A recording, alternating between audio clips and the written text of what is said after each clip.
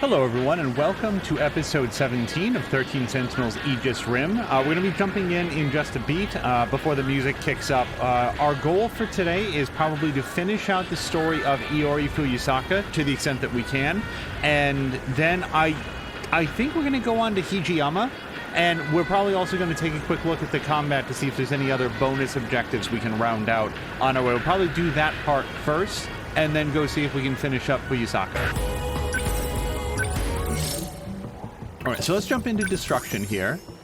Oh, and we should also check our mystery points, but let's see here. So, oh gosh, is this the last non-bonus objective? Let's look. So there were none during the tutorials, and we have all our stars here, and we have all our stars here except for this one. So, oh, and it's actually marked as a boss one too. Interesting. Okay, yeah, let's jump in, and then this will actually be the last combat I think that we do, unless we need to level up or something, but it doesn't seem like a game that particularly rewards grinding. Let's go take a look at this one.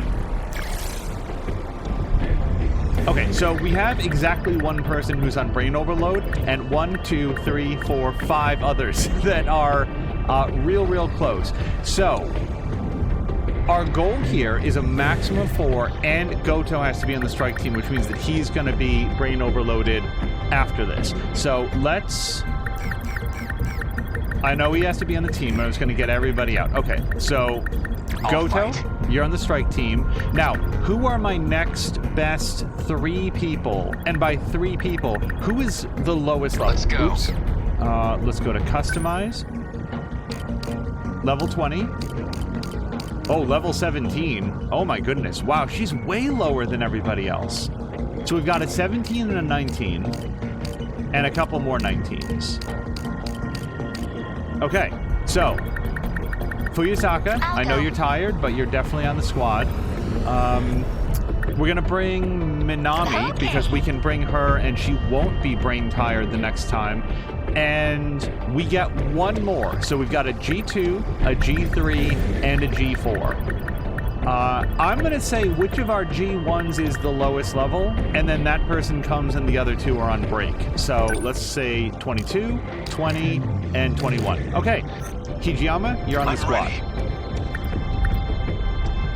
Now, we're going to spend some points to upgrade them in one way or another, and I think in particular, let's take a look at Minami, because she's got missile range, but she's, no, who was really low level?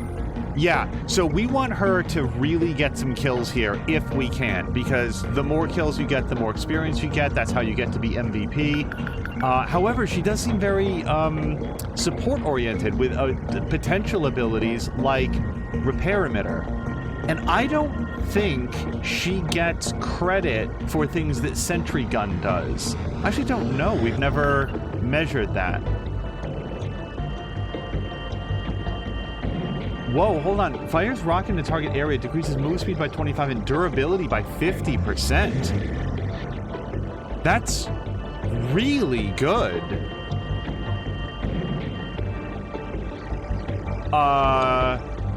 I think I need to unlock these, and we're going to put these in place of heavy knuckles. Oops. Jammer rocket launchers. Yep. And by the way, we're going to upgrade these a couple times. Now, ironically, well, not ironically, that's not... Hello to Dougler! Dougler, I hope you're having a great Sunday. That's not going to help her get kills, is the problem. So how do we help her get kills? Well, what I think we'd want to do is to have her be able to fire more frequently. So if we... Where's the cooldowner? Fire control increases critical damage, attack and accuracy, and EP recovery, speed and experience.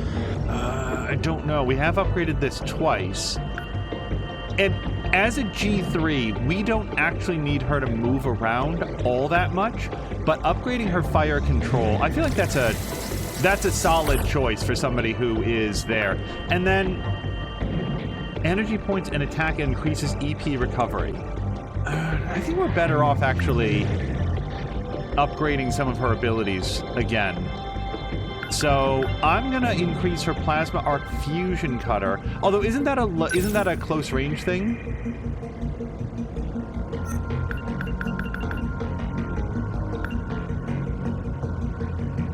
Okay, here's what we're gonna do: multi-rocket launcher missiles, and then let's do jammer rocket launchers again, and then we're gonna relax on her. But we want to get her some experience points. That's one of our goals.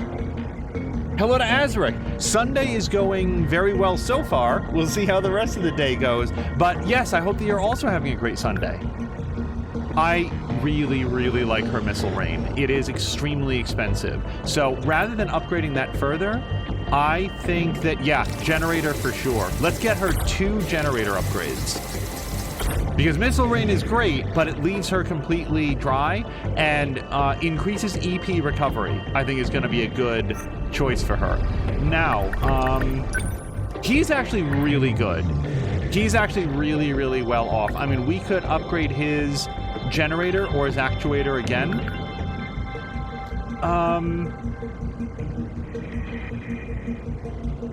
No, I don't think we need to worry about it with him. I'd rather get something nice for Goto, I think. Because he also tends to run out of EP a lot. So let's upgrade his generator. Okay, and that... So I've got 1,000 points. Do we think there's anything in here that's worth upgrading? Yeah, we can't afford anything here. Oh, arm-mounted machine gun cannons, sure. Yeah, those are really great at knocking missiles out of the air, for example, so that's a good call. All right, let's go hit it.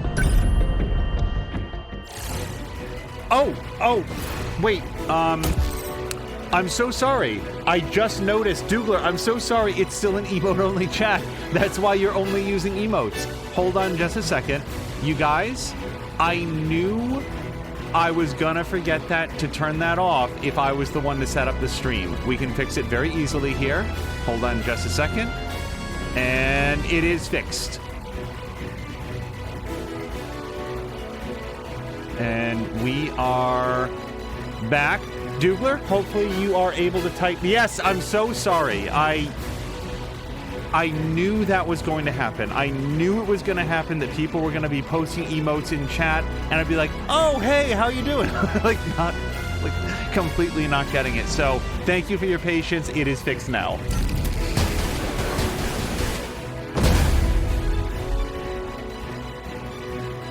Dymo signatures. Look there. Warning. Dymo signatures approaching. Preparing to intercept. Initiating tactical analysis. Are those Sentinels? Are they on our side?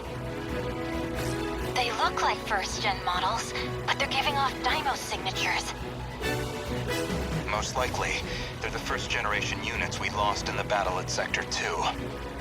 So they were seized and repurposed? Repurposed?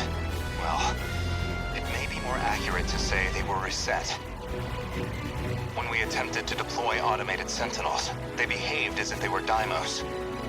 During the battle at Sector 2, Units 1 to 11 were being remotely controlled by me. You piloted 11 units by yourself? At the same time? It wasn't efficient, and the D-forces were clearly influencing their processes and abilities.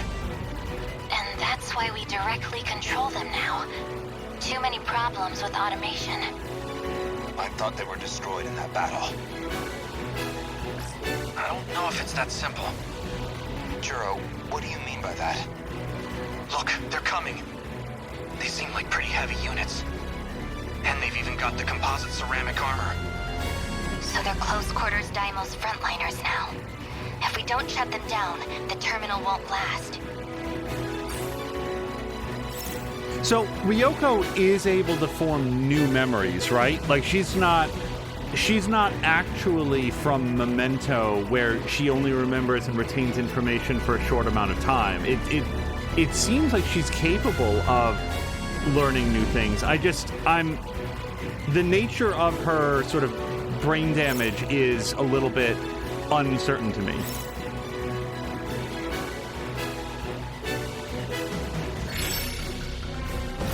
Let's do this. What do I do?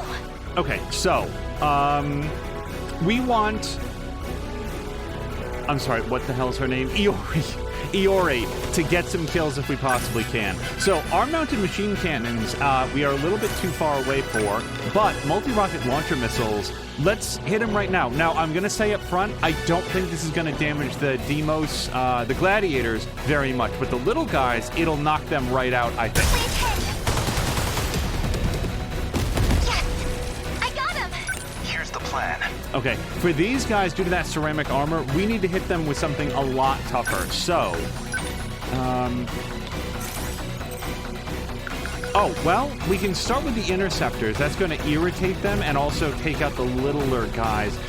But it's not going to do anything against the big guys. That's the trouble. So, the flare torpedo will probably give them a bad time, I think.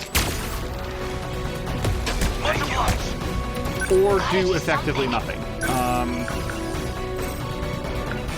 Now, missile rain will definitely hurt him a whole bunch. So, the only thing is that she's not going to get many of them. So, let's What to do? move her in here a little bit. Number 17? What next?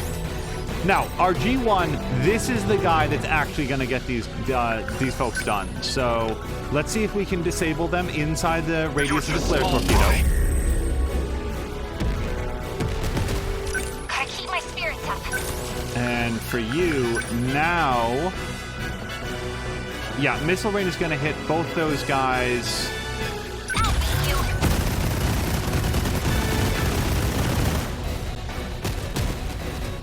No, that still does effectively no damage. Yeah, okay, so I take it back. We need something that's going to be highly precisely targeted, and frankly, that's going to be Devastator Blade. So, are they close enough? Nope. Are they close enough to do Demolisher Blade right now?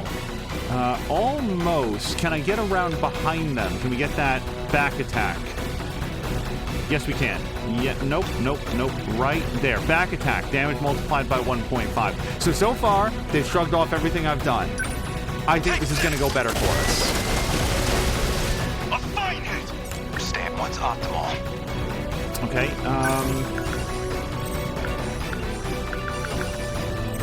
yeah, none of these other things are going to do anything to these guys. Well, except gravity missiles should yank them further in towards the center of the flare torpedo. Too slow. Oh, hello to Caroluna! How do I... Confirmed termination of Gladiator Dymo signature. It's not working! What do I do? Okay, Sentry Gun will hit them, but Plasma Arc Fusion Cutter ignores armor and slows movement. Yeah, the only trouble is... Oh, no, she can do it. Here goes. How's that? I'm okay. Oh, that's real good, actually, Iori. Dymo signature. There's only 5 enemy Sentinels left. Warning. Dymo signatures approaching. Enemy in range. Preparing to intercept. Initiating tactical analysis. We can't afford to hold anything back. Don't try to take them down by yourself. Stay in close formation and rely on your allies. Focus. Okay, so we definitely want to take out the shieldy guys first, because they will invalidate most of the other combat that we do. If we can get out another one of these, that'd be just fine. Yeah. So we'll aim at the blue guy, because we know that the blue guys are more updated. But if we hit the red guy as well, hey, that's pretty good. Yes! I got him! Next. Let's go, Not-So. Okay, and this feels like a great opportunity for missile rain again.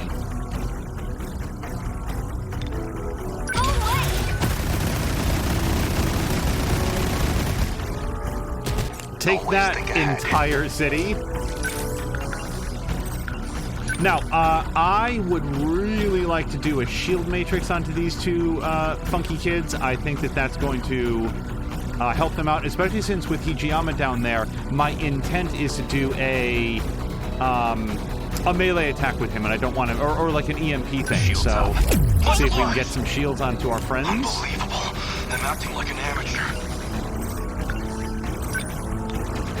Okay, yeah, I take it back. Let's just do Devastator Blade, or whatever it's called. I deny you! Demolisher Blade, whatever it's called. Is that good? Warning. Daimyo signatures approaching. Enemy in range.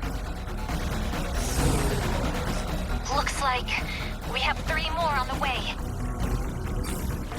Multiply. Let's see. Okay.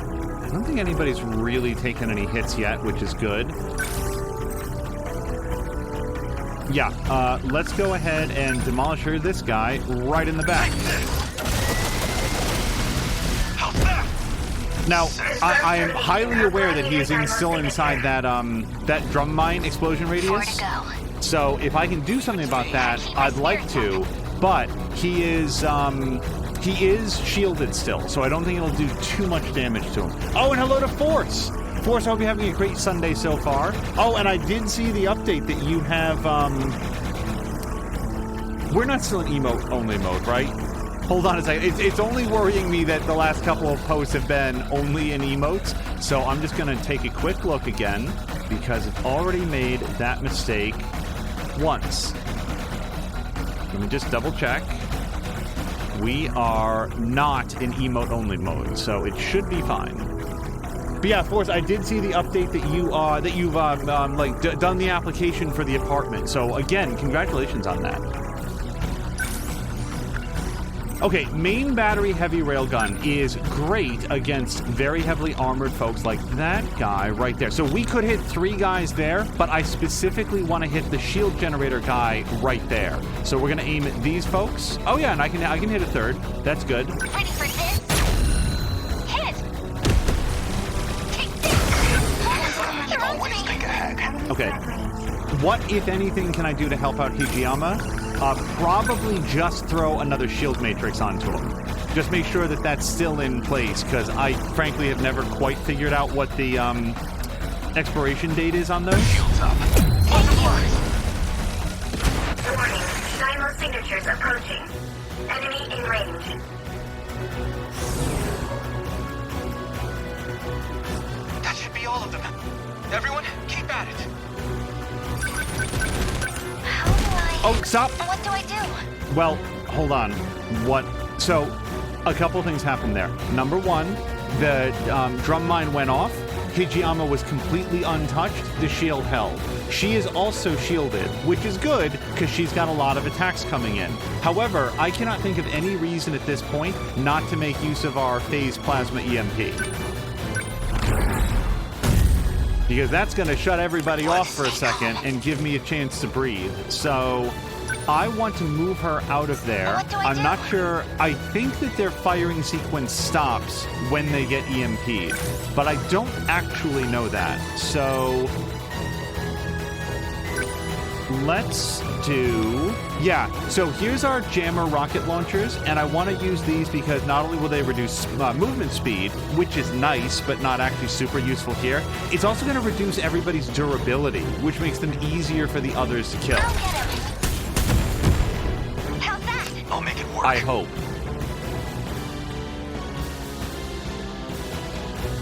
So I just want to note for Hijiyama over there on the right-hand side where it says Lone Wolf, the less members on the strike team, it's just a point of personal thing. It really should be fewer. I don't know why that troubles me, but every time I see it, I'm like, no, it's a numerical... Okay. No one in the world cares. So I can do EMP Attractor Blade, but they are currently shut down. So I think a better use of my time is to get a back attack against this guy.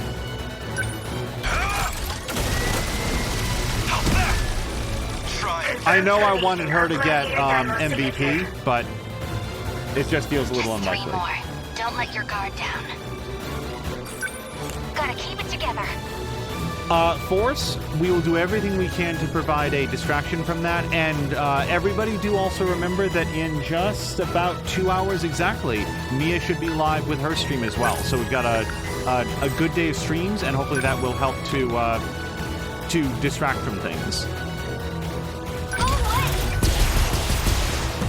Otherwise, as others have said, I'm very sorry to hear that. Here's the plan. Okay. Something. The drum mines have all jumped onto Hijiyama, and I don't think that he's got a shield anymore. I don't think he does. So, if I can, we're going to launch another shield matrix down here. The shield's up. Multiply! Yes! Okay. Now, even though he's shielded, I would prefer to either kill these guys or to be outside their blast radius. It just feels like a good call. So, if I wanted to do Demolisher Blade, yeah, I can actually get behind them. I'm going to gamble that I can kill all of them before they go off. Take this! How's that? Humanity stands proud. Gonna be okay. Definitely. Okay. She is very low on energy, but not so low that she can't fire this off for free. It's not great, because she's actually too close to these drill flies. And then the long-range missiles, which we already know don't do anything against the gladiator guys. And they're kind of helpful against the hunters. So let me actually move a little bit away, and hopefully that'll put us into a better position. They're going to continue to come forward. I'm aware of that, but I just don't feel like she's got a lot of good options where she is. Okay, now this, I think, is a very good use of her multi-rocket missiles. Except for the fucking shields. Okay, that didn't work out the way that I wanted. Fortunately, we have to punch through the shields is our only option here.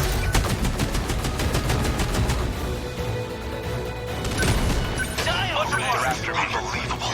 I'm acting like an amateur. Okay, I'm not feeling really good about that. The shield guy who has like 1 hit point left, like look right here. See the Apsos? See how none of his bar is yellow? He has like 1 hit point left, but because he's still operational, he's shielding all of his friends.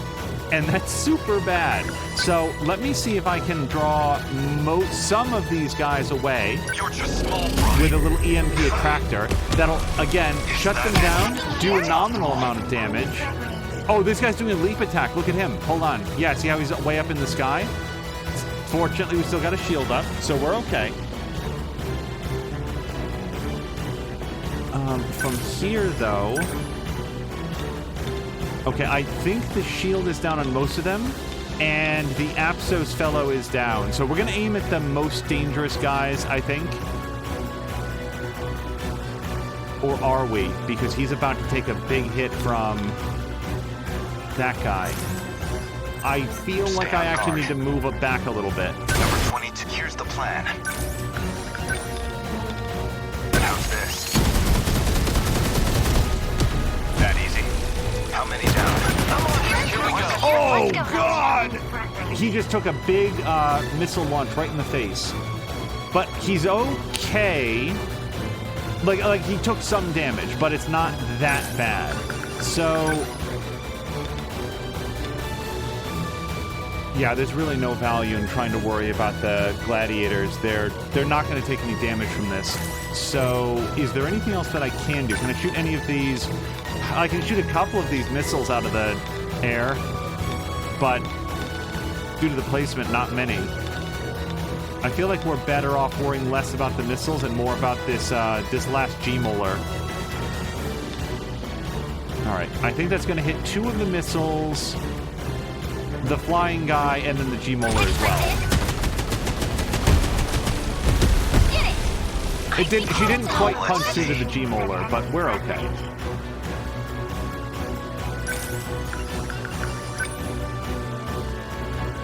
Alright, I got a surprise for you. How's that? Confirmed termination of Gladiator Dymo signature. Linda says he's face tanking it. Let's do it. Thank you. Oh boy, so there's another leap attack coming in.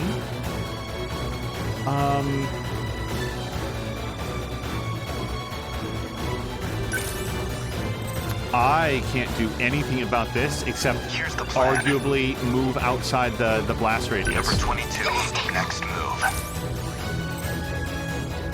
And Always think ahead. yeah, so here's the thing. Arm-mounted pulse lasers will do literally nothing to the enemies that remain on the field. I mean, I guess technically it'll attack G-Molar. Don't want to do that? Sure, we might as well do something useful. I was about to put him into defensive mode That easy. too. That's my win. Focus. Unbelievable. I'm acting like an amateur.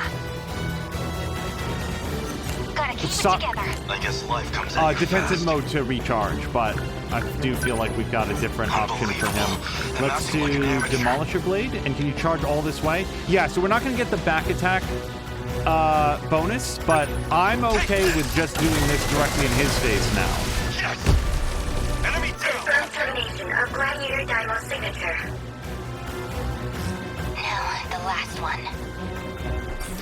We can do this. And we've actually Right. taken some damage to the terminal. If we zoom in here, see where it says defense right there? And the blue bar is withered away a little bit. We're down to 92%, which isn't terrible, but it's probably more damage than we've ever taken on this. And again, it's because we're going for the bonus objective, so I'm not too worried about it. We're not trying to S rank it, we're just trying to get the bonus objective. So I'm not sure there's anything worth her doing, but I know this won't damage it, but if it reduces, if it leaves him more vulnerable to attacks Please hit. in any way, What next?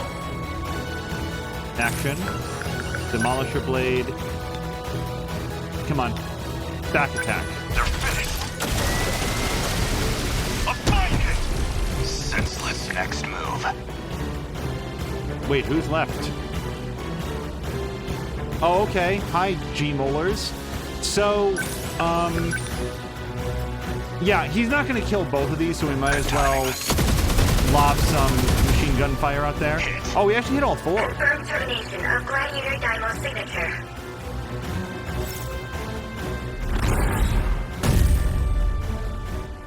Aegis activated. Terminal closure complete. Unfortunately, it looks like I was right. Those weren't captured Sentinels. These Sentinels' ID codes were all 3 digits. They were newly created as Deimos units. They were the same type as the number 12 pilot. Edison was the one who put the first gens together. I just helped out. The auxiliary stuff was from my design, like the EMPs and the anti-air flares. But these things were never meant to have a direct pilot.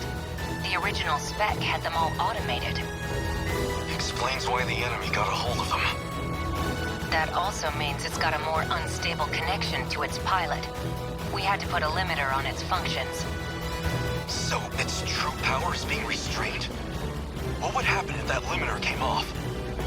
You'll get a huge boost in maneuverability, but it'll put an incredible strain on the pilot, too. A small price for new power, and nothing a true son of Japan can't handle. Sounds like it might have its advantages anyway. I'll have to let Sekigahara and Nogata know. No more enemies, right? Now, as far as we know, the attempt to, remove the limiter on the Sentinels was the lure that Tetsuya Ida used to trick Ryoko into installing the DD426 malicious code into one of the Sentinels. He had wanted her to put it into her own, thinking that he just wanted it into the system. But instead, she put it into Sekigahara's, and that's why people thought that Sekigahara might be like a mole agent. But we did it. So our only goal there was actually get the bonus objective. Yeah, we took some damage. Area secure. Didn't get MVP for Fuyusaka. But we did get 2 full levels, so I'm okay with that. Also, Minami leveled up, I just saw. Or at least I think she did. Oh, and she was on the squad. Okay, sorry. I didn't think she was on the squad. I didn't think that people in reserve got experience points, and they don't. Yeah, not too happy with those results, but thank God for our win streak bonus, because we still got an S rank. Oh, and Centrifugal Force says that she loves her dog. Hopefully, actually, we never asked about this, but I assume your dog will be able to go with you to your new apartment? I sure hope so. All right, and we got a mystery point. So we are not going to proceed to the next wave. We are going to... So that's it. We now have S star rank on every single battle that we can do. That is absolutely... The only other thing that we might do is maybe solo out the very first battle, or like the very first like episode wave or whatever, to get everybody off of brain fatigue before we actually move forward. But that is a question for a different time. Instead, let's jump over to analysis, and we're going to go to... mystery events. So, we did a lot of Iori Fuyusaka last time. Let's take a quick look at what we learned. Fuyusaka is able to unlock the gate, which only Morimura should be able to do. We know that they're the same person, or genetically the same person. While holding on to Sekigahara as he takes her home on his motorcycle, Fuyusaka confesses her love for him. Still have thoughts on that. Ryoko Shinonome was like a big sister to Sekigahara, who spent a lot of time alone when his parents weren't around. To Sekigahara, Shinonome is family, and he only wants her to be happy. Let's see what else we got. So Takuma Wajima, he's fallen for... What? At what? Okay. According to this... He's fallen for Iori Fuyusaka and doggedly seeks a relationship with her. I just want to make it clear for anybody that might not have been there for that particular moment in our previous episode. He dragged her into an alleyway, and there is no ambiguity about her attempt to rape her. That's what this sentence means. He's fallen for her and doggedly seeks a relationship with her. I'm very glad Mia is not here right now. I'm not sure she would survive to do Red Dead. Whoa. Oh my god. All right. We can linger on that for a while, but I think it's best if we just move on. Okay. Automated factory. It's one of those things where I think that we need to... Sorry, let me just go back for a second. I want to recognize that and then move on. Because, like, I can just sort of yell at the game for a while.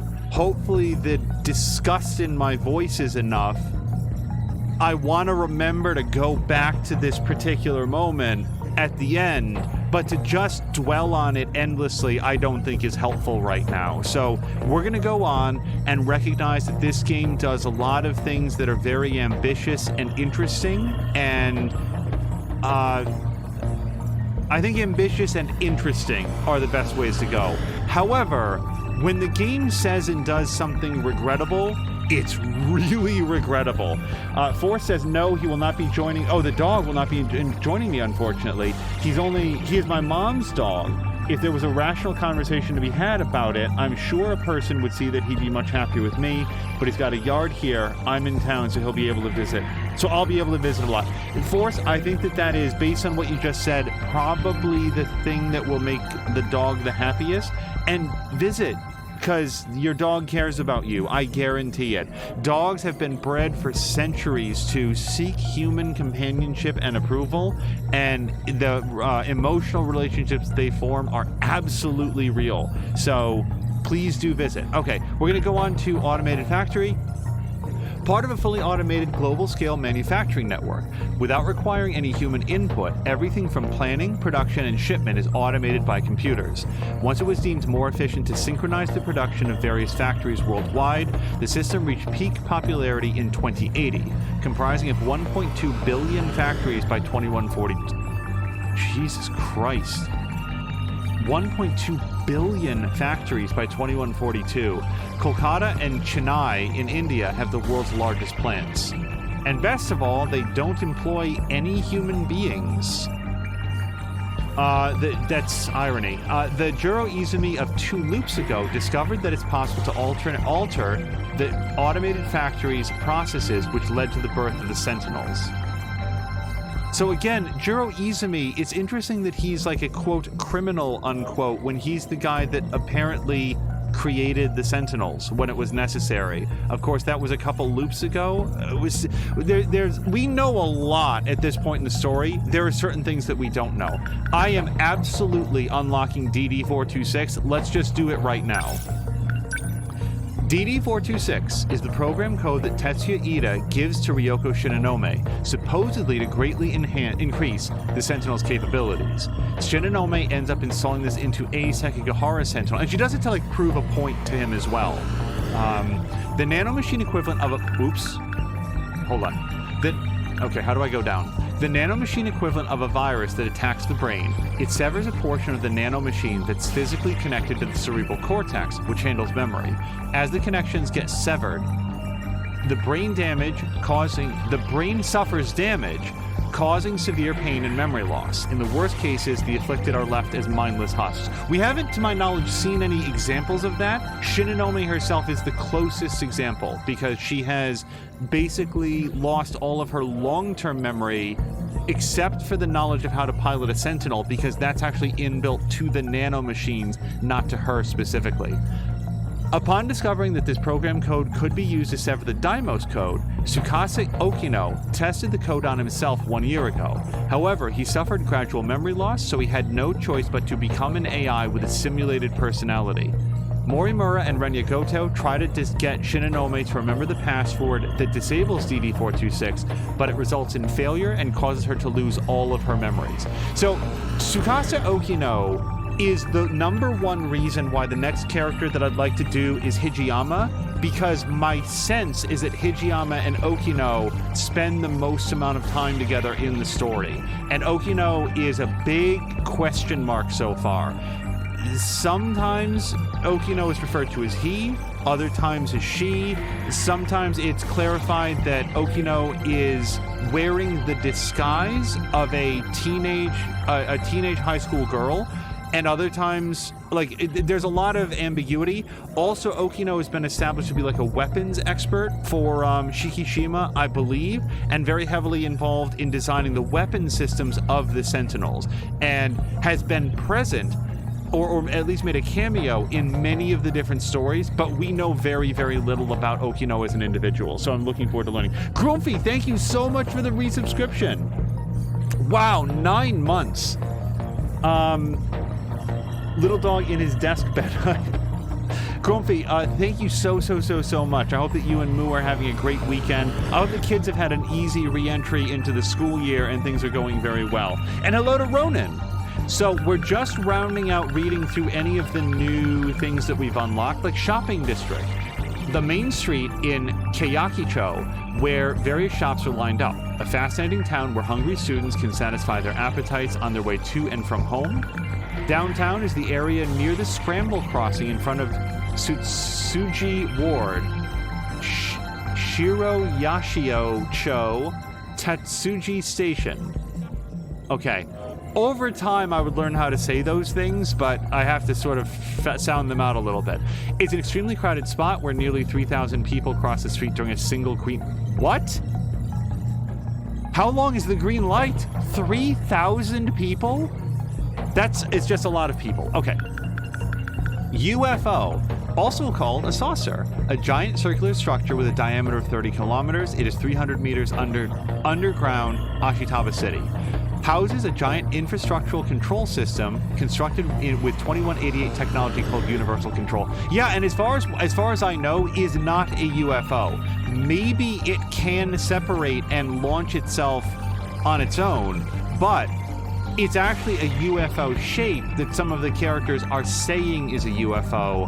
I think it might just be the foundation of the dome where they live. And then Universal Control, a giant disc-shaped structure with a diameter of 30 kilometers, 300 meters below Ashitaba City. The 2100s, the 2,400-meter-tall Century Tower is the city's symbol. Humanity is steadily progressing to a new stage, having made breakthroughs designing AI capable of emotion and space colony construction. The surface shows no sign of life due to the kaiju attacks and toxic levels of radiation from the government's use of nuclear bombs. Okay, and now, on with the story. Ronan can't even imagine that many people crossing the street during a single light change. Yeah, I've seen footage in the real world of large crowds of people crossing a street, but 3,000? Maybe I'm just bad at estimating crowds. Okay, so we are going to continue with our next... now, I think we're going to finish off Iori pretty quickly and then move on to somebody new. But let's go ahead and do it. Iori Fuyusaka was harassed by some delinquents until... Yeah, harassed is a way to do it. It really bothers me, that paragraph that we read about, what's-his-face? The guy that's not Nenji Ogata, and I've already forgotten his name. Iori Fuyusaka was harassed by some delinquents until he, meaning Sekigahara, diffused the situation. Before he took off completely, she made up her mind and admitted her feelings for him. Second least favorite story in the game. Iori.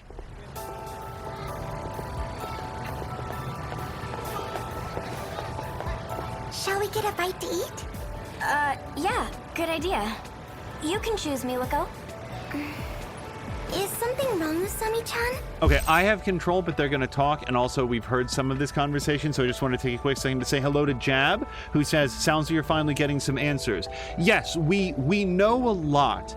We don't know everything, which is an interesting point to be at, where we have, I'd say, 60 to 70% of the plot lockdown, but there's other peripheral or maybe even central points that we don't know about yet. First you helped me look for that record. Now this. I feel like you've been extra nice to me lately. Oh, come on, don't overthink it. I just figured, you know all the best places to go. Are you sure? Huh? Are you sure it's okay for me to just... Okay, we don't know what to do yet. Of course. In that case... You cool with that, Iori? Yes. Is that okay? Oh, did I mean, I'm fine with her choice. I just don't know what it was. I think I interrupted. Sure. What do you feel like today, Miwa-chan? You're about to find out.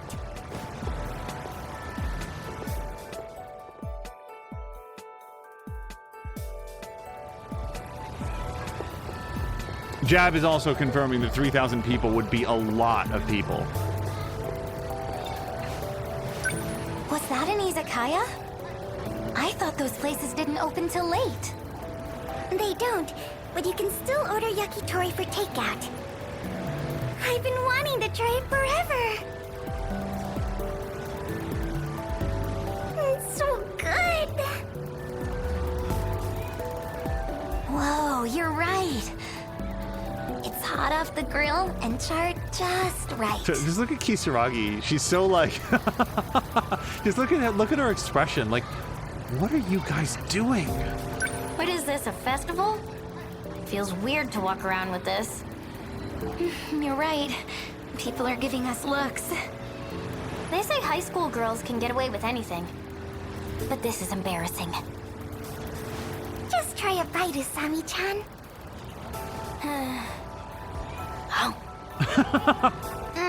Whoa, that is good! I love the sauce.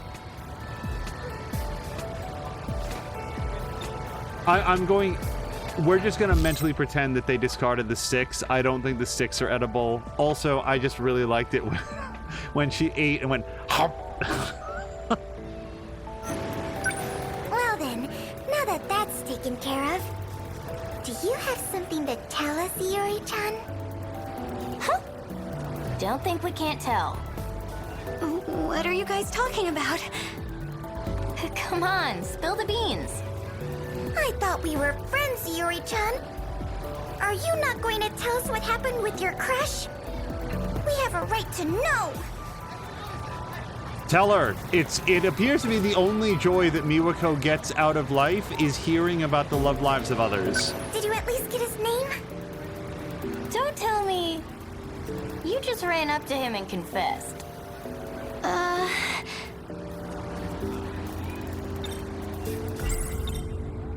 His name is... Sekigahara. Sekigahara? Of all people. You know him, Usami-chan? Well, let's just say you should stay away from that guy. Why? He's not a normal high school kid. He's involved in some shady business. As opposed to the rest of us.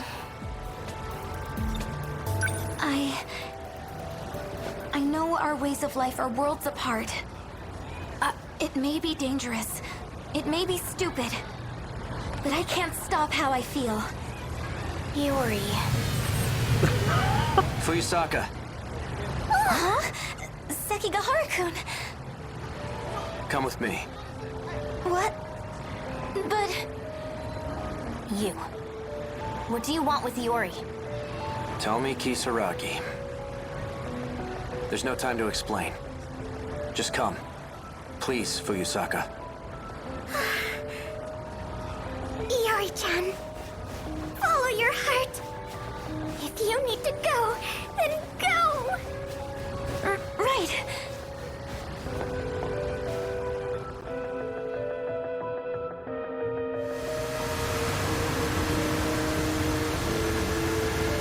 Do you still have those dreams? Huh? The premonitions you told me about. Yes. They're not actually premonitions. They're the memories of Chihiro Morimura. Our teacher? You received them in a memory transplant. No way. Future technology does have that capability. You mean Miss Morimura is from the future? Correct. Just as you saw in your dreams. If that's true, are Amiguchi-kun and Karabe-kun the same? Karabe? You're acquainted with Tamao-san? Tamao? No, I meant Juro Karabe from my class. Juro. So that's it. Why did I have a memory transplant? If I had to guess? No. It's better you hear it from her directly. From Miss Morimura? We'll be seeing her soon.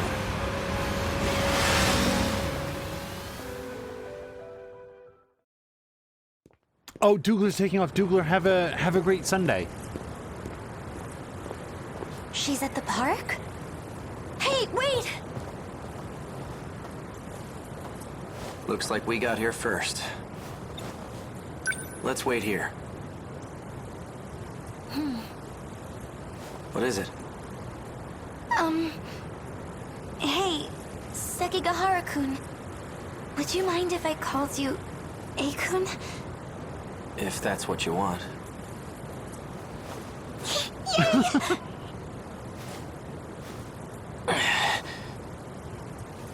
What's wrong?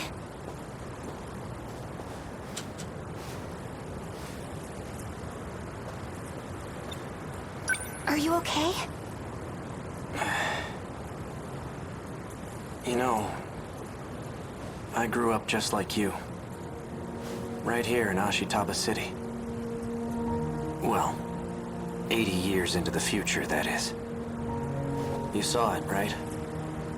The wreckage. It'll happen here any day now. Just as you saw in your dreams. This town will come under attack by the Daimos. If those dreams were Miss Morimura's memories, that's why you both came here, right? To fight the kaiju. Not Morimura. Not anymore. At this point, it's up to us. Us? The compatible ones. Those capable of altering this world. You're one of them.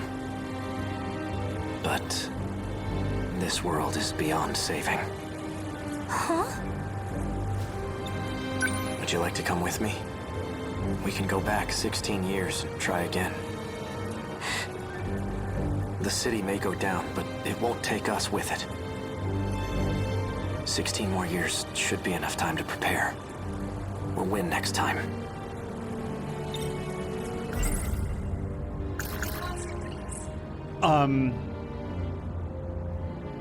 Sorry, let me pause for a second just in case, because sometimes things happen.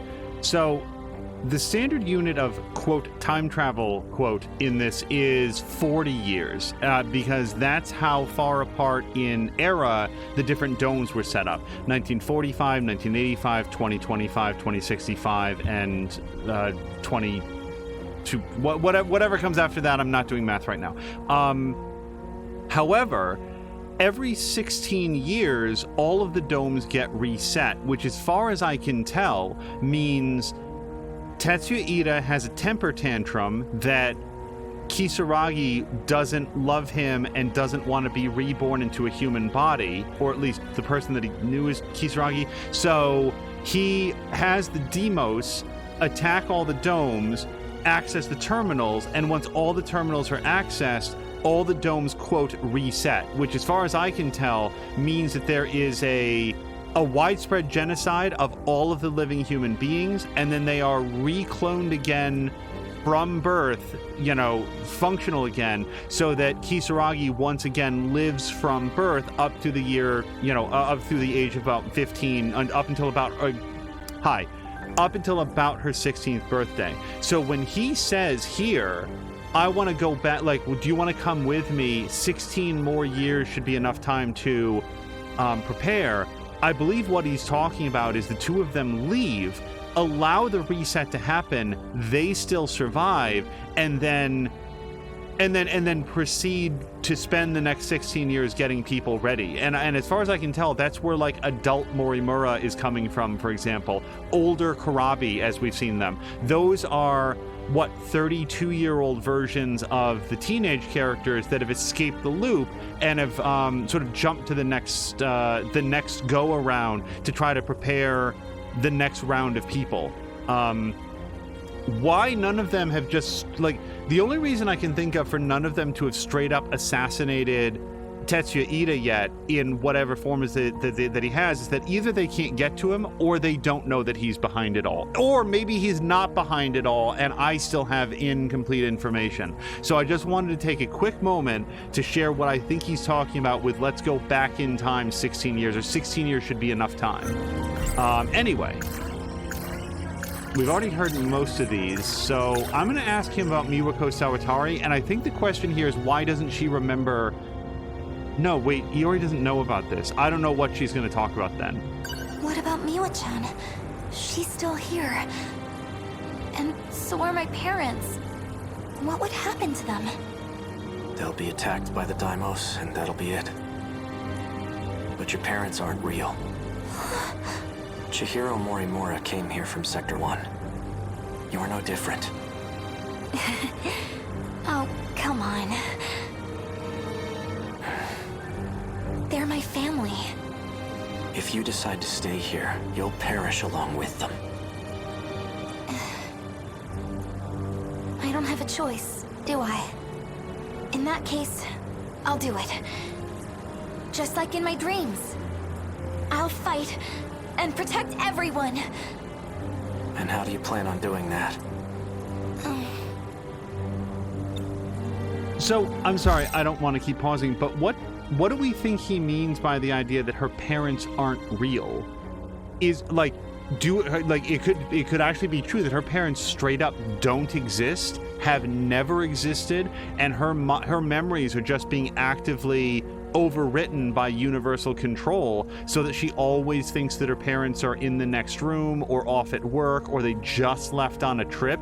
It raises some questions as to where she's living and how she's been raised for 16 years, but it's actually something that could be in the world that we've seen so far.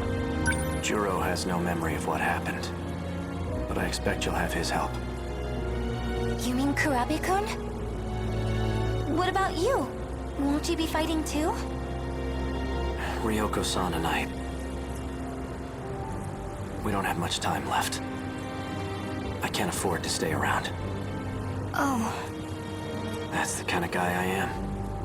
I don't deserve your love. Do you get it now? Yeah, I get it. Not sure about Iori. Well... You know what? I'll go check if Miss Morimura is here yet.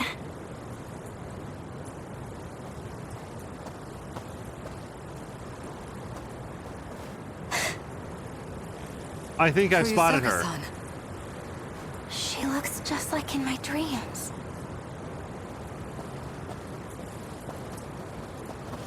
Explain.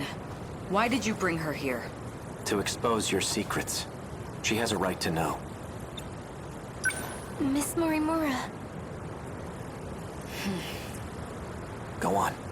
Tell her.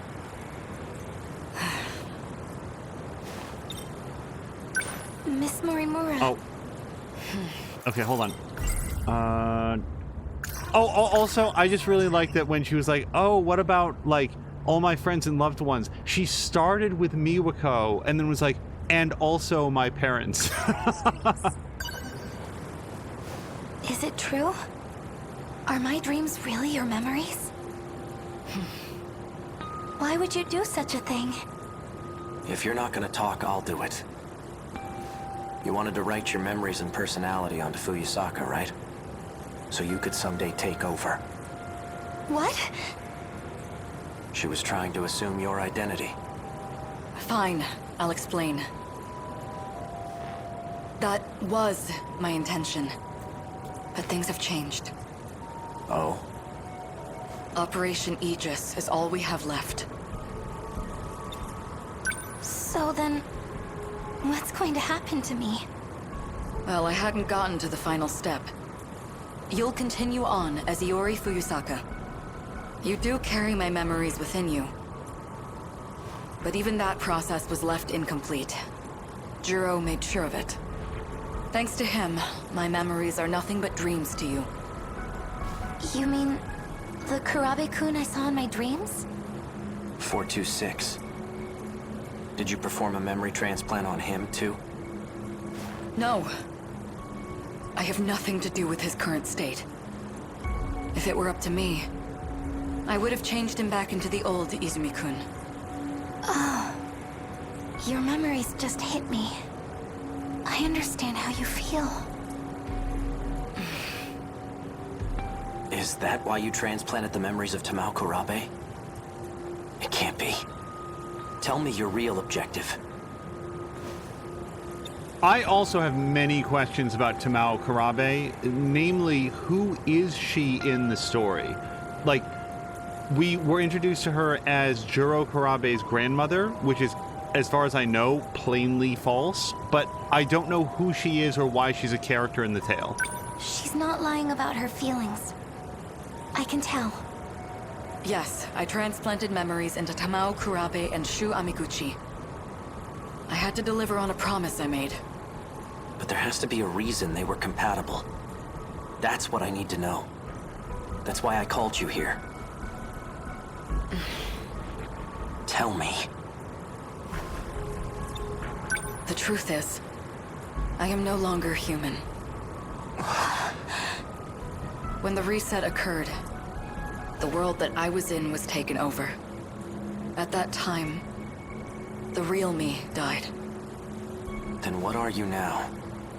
An illusion produced by universal control. That's all that's left of me. That just raises further questions. Hold on. Because she gives them pills. And I think that we've seen her hand them pills. So they only remember the fact... Okay. You're an illusion? I don't understand. How did that happen? Isn't Sector Zero supposed to prevent that? Going there allows you to escape to the next world. The concept of living through a reset is something of a misunderstanding. In short, it's not possible. Sector Zero is unique. Going there is not akin to a typical sector shift. Instead, it scanned me in as data. And with that data, universal control did its work. It created a perfect replica of me in the next world. So that's what a loop really is. I still don't understand. There are 15 humans capable of carrying out the plan. What plan?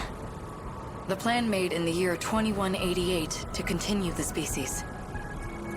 But I'm no longer a part. I'm nothing but a doll, held captive in the 5 sectors. I'm incapable of fulfilling my mission. So you turn to the version of you who was born into this world. Iori Fuyusaka. In time, she and you would be one and the same. That's how you plan to reclaim your humanity.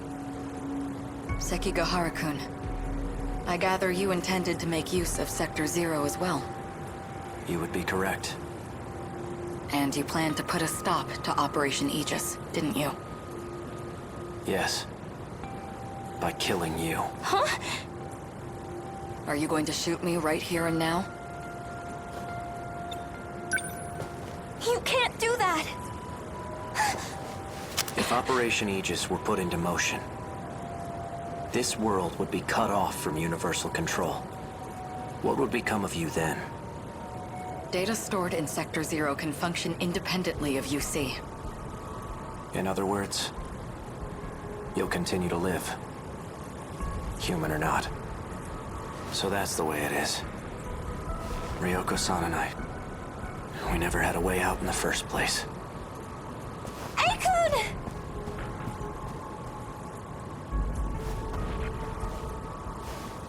You have got to be kidding. We have nothing further to say to one another. That's it. Okay. Well, good to meet me. Talk to you later. Oh, I'm so irritated right now.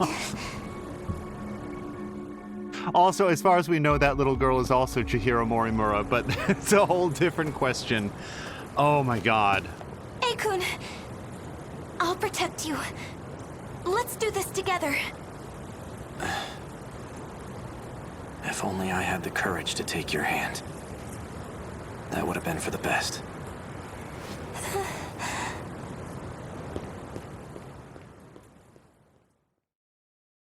I repeat, we interrupt this program to bring you an important emergency broadcast. A large, unidentified object has crash-landed in the city. It is headed north toward Kasumicho, destroying everything in its path. A state of emergency has been declared in Ashitaba City. The neighboring 3 wards are advised to evacuate immediately.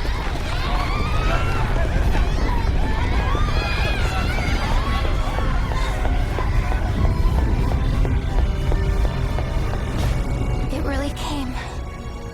The day of the attack. Only one thing left to do.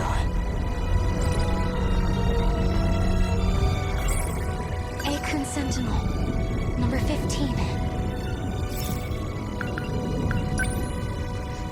Seems like the ideal moment for an extended flashback. Aikun, wait! First you show up at school all of a sudden, and then you pull me away to a place like this?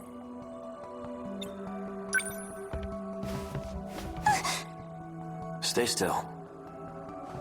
Huh? What?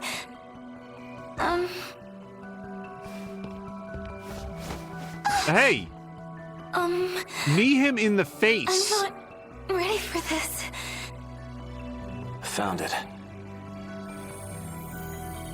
Odd place to be shot. Whoa.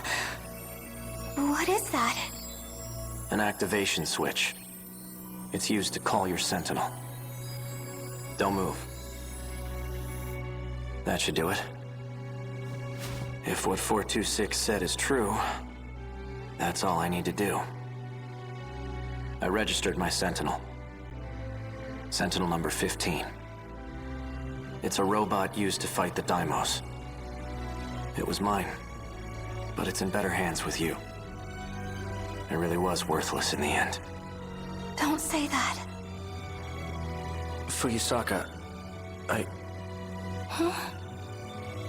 Never mind. It's nothing. Just forget what Morimura said, all right? Believe in yourself. Aikun.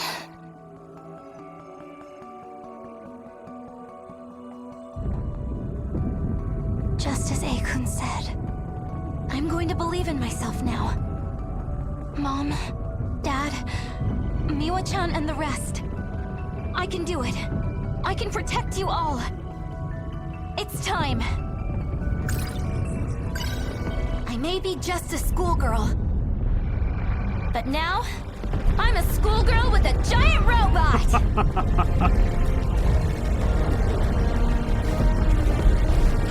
Coming soon to the CW, schoolgirl with a giant robot.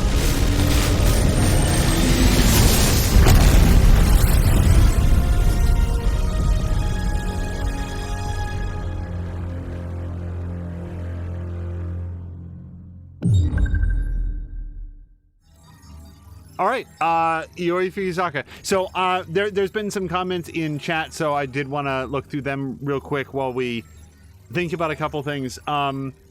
First, Jab said, you know, if I had to put someone in their past, high school would be about the last choice I would make.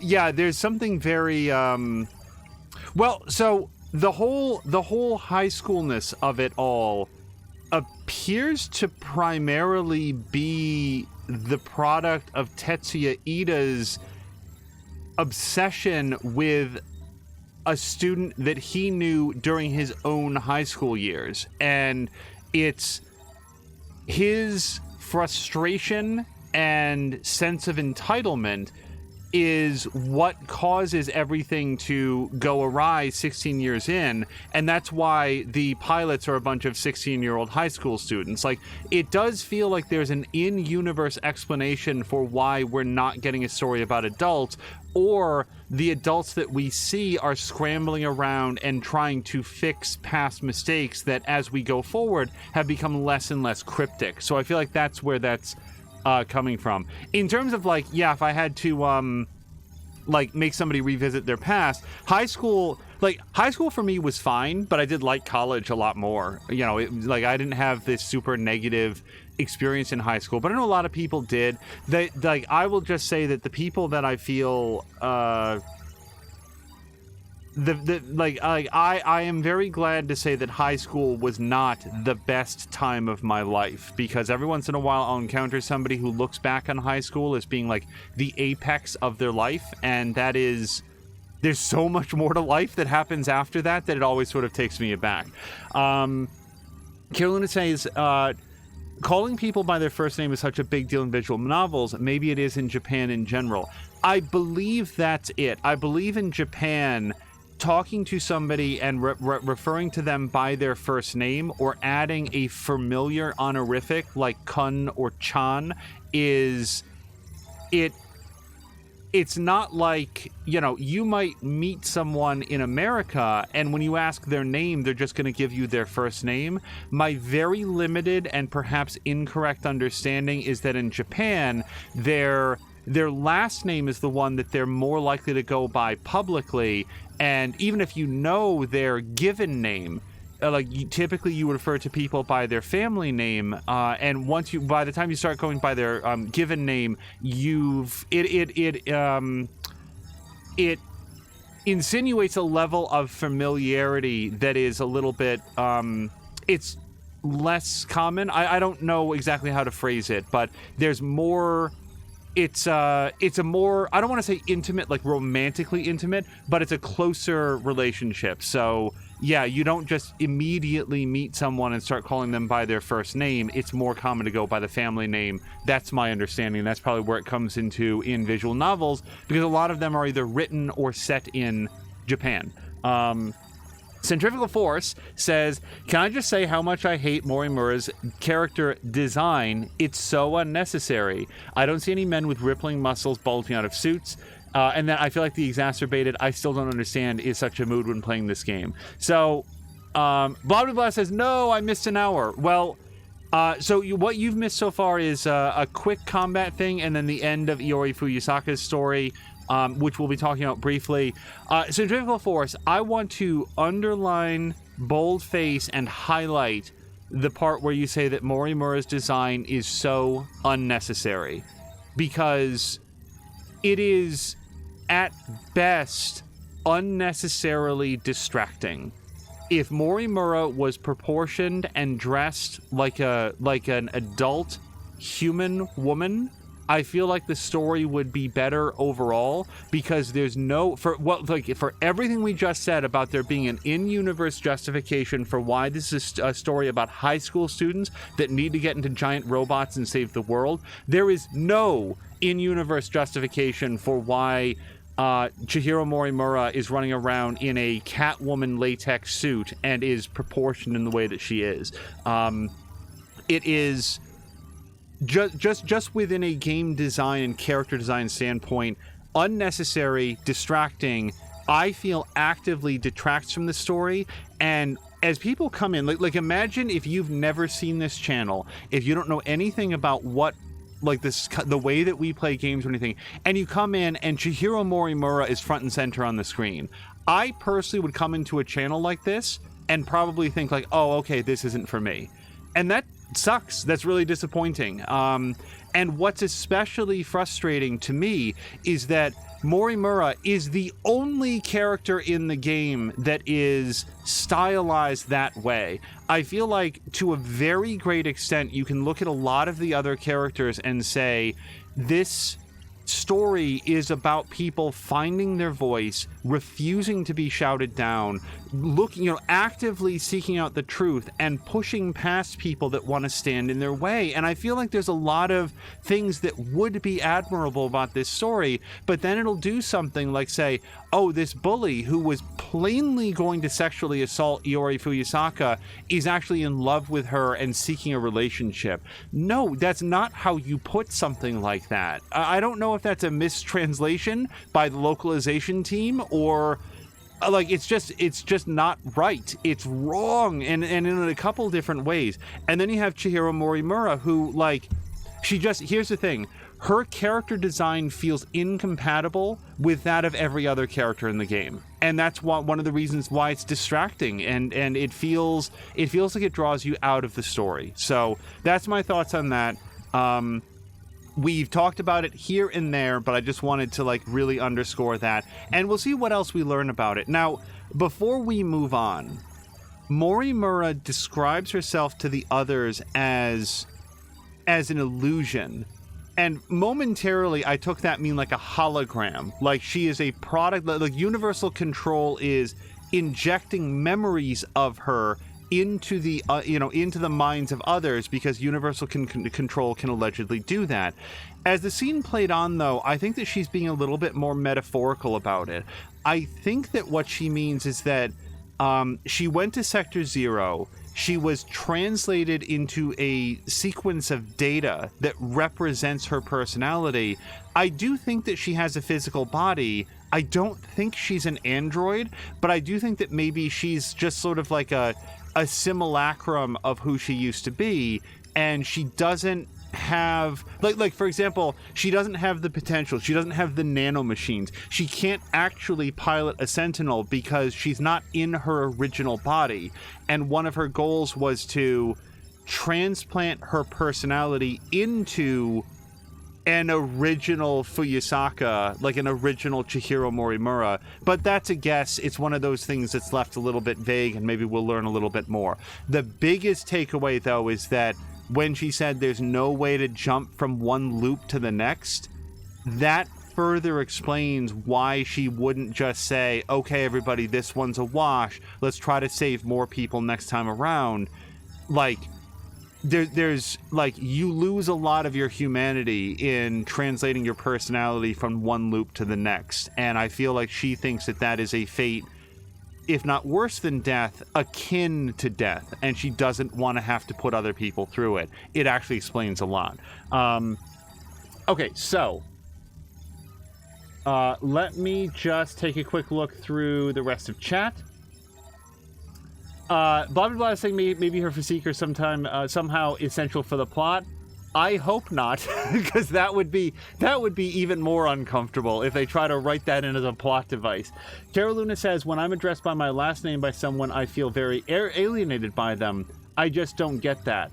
And then Jab says, by contrast, I'm still not that comfortable with going to get my car service and having someone 40 years younger than me call me by my first name. Yeah, I feel like that's probably a product of culture and cultural expectations and the societies in which we grew up, and the it always takes me a little bit in a game like this to get accustomed to, like, I still call Minami, even though, like, it's long since been introduced and a lot of the other characters call her Natsuno, and that's fine. I just wind up locking in on a name at some point. But yeah, different people might come to it from different perspectives. As Jab says, it is a cultural thing. My manners were formed in the late 50s and 60s, and that just was not done. Watch some older movies, you'll hear a lot more Misters with a last name used. And as Carol Luna says, oh yeah. Centrifugal Force says culture changes across different, and is different across time and space. Like with Carol Luna, I don't know if they do that in the Netherlands or in Europe. There is no correct answer. And that's something that I try to keep in mind. There's certain things that I would address as being very foreign to my culture, like Sekigahara getting down and closely examining Iori Fuyusaka's thighs. I've talked about this in the past. I have like an actual thing where I have sort of a clearly defined sense of personal space, and I don't have a particular fear or phobia about human interaction, but I don't like it if a stranger gets too close or in my face. And that can actually be brought out in games if a character that I'm controlling, that I like is me in this moment, has somebody getting a little bit too familiar. And I did not like it when he decided to do that. That to me would be wildly inappropriate to me and in the culture that I live. I don't know if it's supposed to be here, but she didn't seem too into it either. So whatever. We'll go on from there. Let me just take a quick look. Ronan is getting some work getting me on Sunday. Oh no. Ronan, I'm so sorry about that. Hopefully it will calm down and be okay. And then Force says is that I'm pretty sure that's an issue today in Japan. Men will take advantage of the culture and be polite and don't say anything. Men will assault women on the subway. I'm done. I will blow my stack if I continue. Yeah, no, and I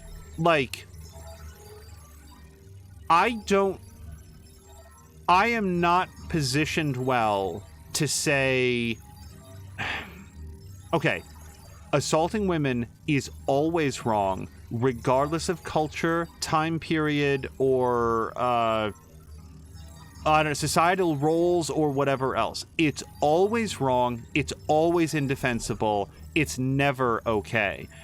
There's other elements of this story where it's like, well, why are all the women wearing short skirts? As far as I know, that's a standard element of school uniforms in Japan. So it's like, it doesn't feel right for me to pound my fists on the table and say, this is bad characterization, it's bad character design, if what it is true to life in Japan in 1945, 1965, presumably. We're not that far off from 2025. So, like, it doesn't, like, some of it is cultural, and some of it is, I feel like, indisputable human morality. And on that second point, you don't, in my opinion, get physically interactive with another person without their consent. That goes for Sekigahara, and that goes for the guy who's not Nenji Ogado, the other dude, whose name I don't care enough to remember or look up, when he was like dragging her off into the alley and stuff. I haven't let go of that, and I'm not going to. Okay, so that's our quick check-in. Let's go ahead, and we have plenty of time, I feel like, to jump into another storyline. And pending additional information, I would really like to spend some time with... How did I go past him? Oh, that's right, we can't. So, I'd have to go into Nenji Ogata's Victims of Poison event, and I'm okay with that. I don't think I have anybody else that I'm, like, really desperate to continue. So, we've actually never done any of Nenji Ogata's story. What do we know about Ogata?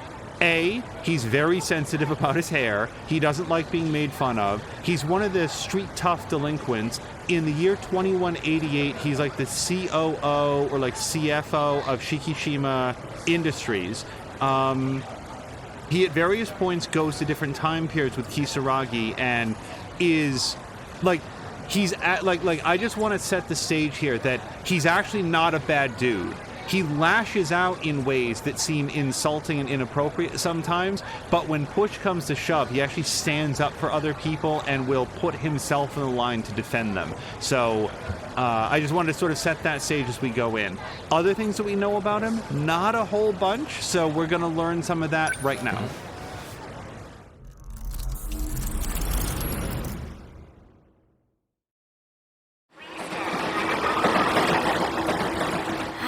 When you put it like that, maybe you've got a point. I should slow down and think a little. Still, though.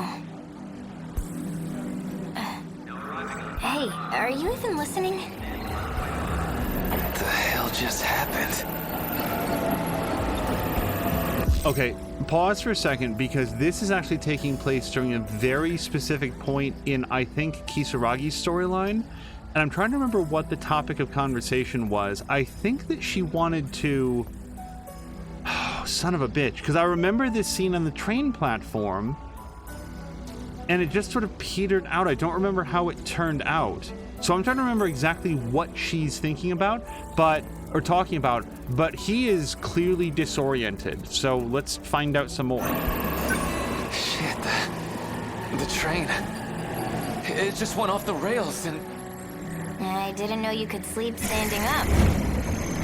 No, this is the same platform as before. The hell is this? Kisaragi, weren't you on that train too? How do we get back here? You mean the train I'm about to get on? You're about to?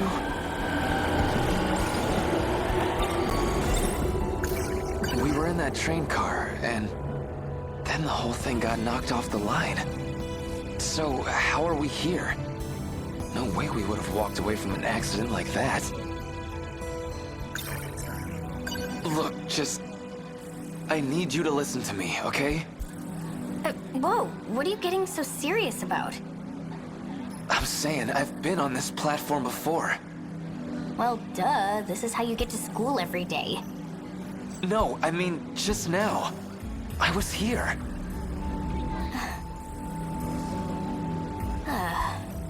Is this like a setup for a joke? No, wait. I remember. It wasn't even my train. I got on the Semi-Express to go after you, Kisaragi. You and I were together the whole time, right? I think I'd know if we were together. Not what I meant, but okay. Also, hello to Epinomenon, who clarifies that she was... Tomi Kisaragi was talking to him about wanting to return to 2025, which, yes, so this is after the two of them went there, and she wanted to go back probably to investigate the androids. Again, I'm trying to remember the specifics of it, but she was like hatching all of these plans, and he was encouraging her to slow down and think about it, because it was and specifically he said, what if you can't get back next time? Because they were trapped there for a little while. You're being weirder than usual. Are you okay, man?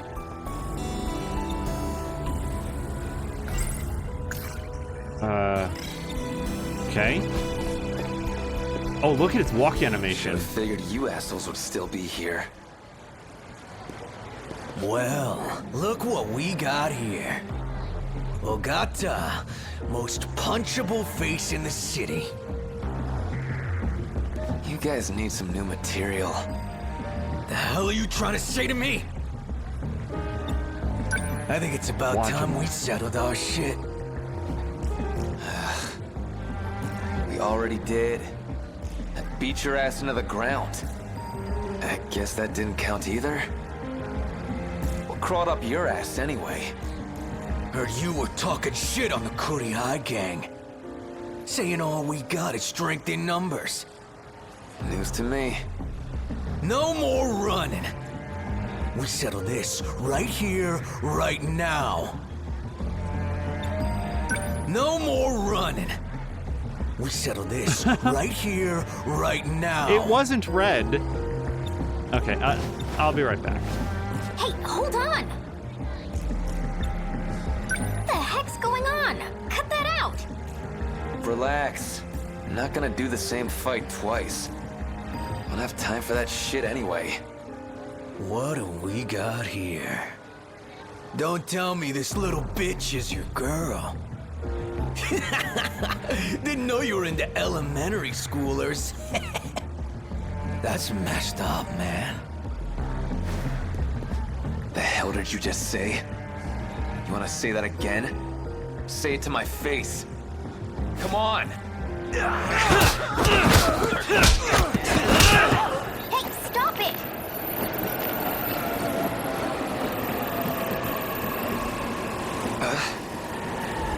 Man, not again. Damn it!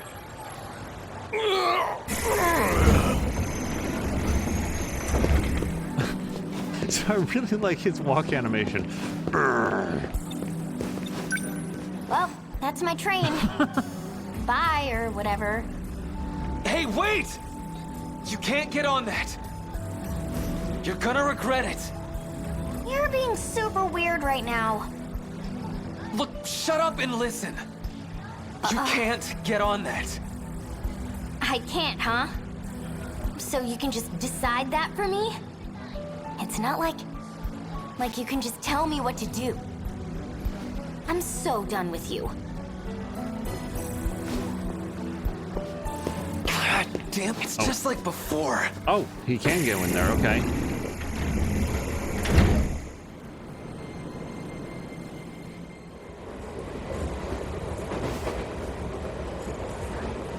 Also, like, I have a few questions. Like, there's an old man here. If the world is reset every 16 years, where do the old people come from? Like, maybe they're, like, cryogenically frozen? I don't... There's certain elements of the story that are What? a little bit vague on. Why are you here? This isn't even your train, right? You're not listening to me, damn it! Because you're not making any sense. What, you just wanted to have the last word? Wait, that's it. This is the same thing as before. You got all mad at me, so I went after you.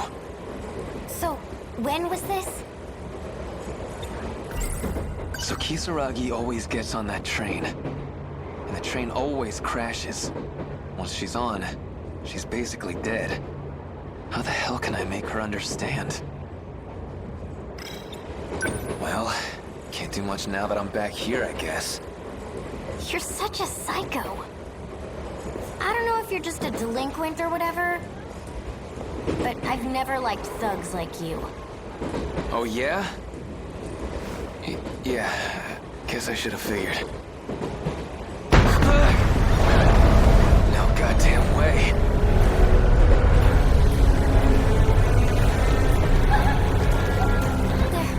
They're even showing up here. Mora didn't say anything about this. I remember now. This is what happened to the other train.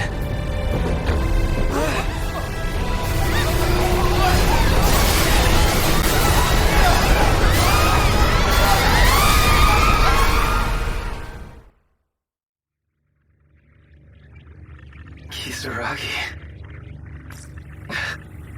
What the... Where... What the hell happened? What are all these lights? How do I get out of this thing? I remember. The train got derailed and... Wait... Kisaragi! Connection established. Can you hear me, Yokaka? Who's there? The hell's going on? Where's the key? What key? What the hell are you talking about? Look, where's Kisaragi? There was a girl with me, right? Is she okay? I need the decode key. Where is it? I don't know, man. Do you have Kisaragi or not? I'm sending you back. Listen, you have to find the key. Hey! Answer me!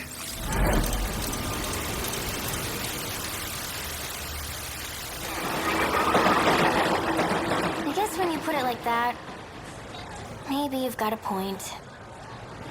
I should slow down and think a little. Still, though... Hey, are you even listening? I'm back. It's happening all over again.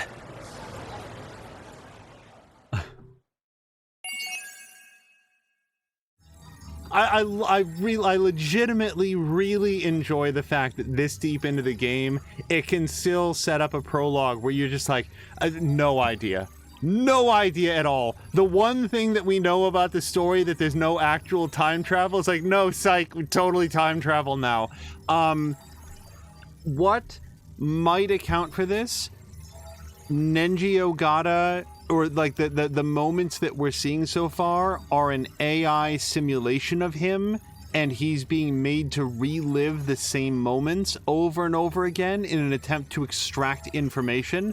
But that doesn't make any sense, because if it's not actually time travel, then he can't get new information out of the simulation, right? So it's just straight up time travel now?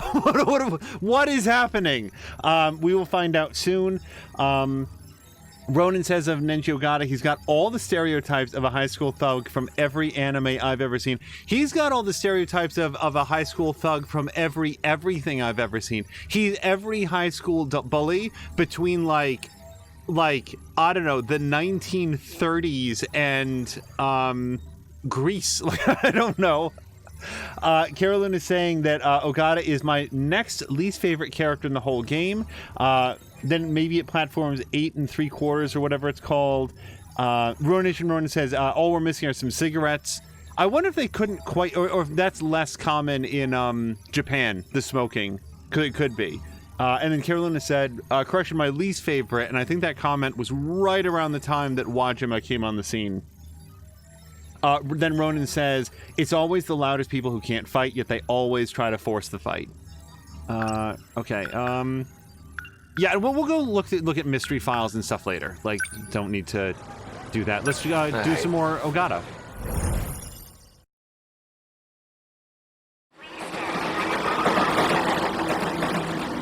I guess when you put it like that, maybe you've got a point.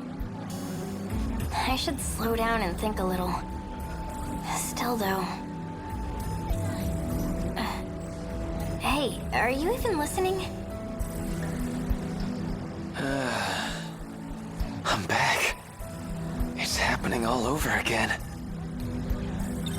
Also, we've noted in the past that each separate storyline seems vaguely inspired. It's not one-to-one, but vaguely inspired by a different movie or movie archetype. And I very much enjoy that, at least so far. His appears to be Edge of Tomorrow. You're acting kind of weird. Yeah, it's really getting to me. I'm already sick of all this shit. But what can I do? What if, and I'm just spitballing here, what if you didn't yell and threaten at her, but maybe you said, what if you tried to explain it rationally for a second? Who even is that voice? How'd I end up in this mess? And where the hell was I? It was like, I don't know. I feel like I saw it on some UFO show. Like an alien lab or something. It looked just like that. I was butt naked, too. Wow, he's the first character in a very long time to share a thought on the fact that he's naked inside the Sentinel. One other thought very quickly. The voice sounded to me like Okino, but it was heavily distorted, so it might have been somebody else. That's what that guy was saying. All this stuff about how I've got to find a key. No idea what the hell he's talking about. But I gotta find a way out of this crazy loop. And right now, the only clue I got is this key thing. So Kisaragi always gets on that train. And the train always crashes. How the hell can I make her understand?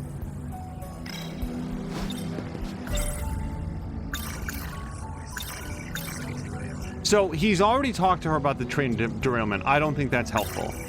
Hey, Kisaragi. You don't have some kind of key handy, right? What does that even mean? I have the key to my house.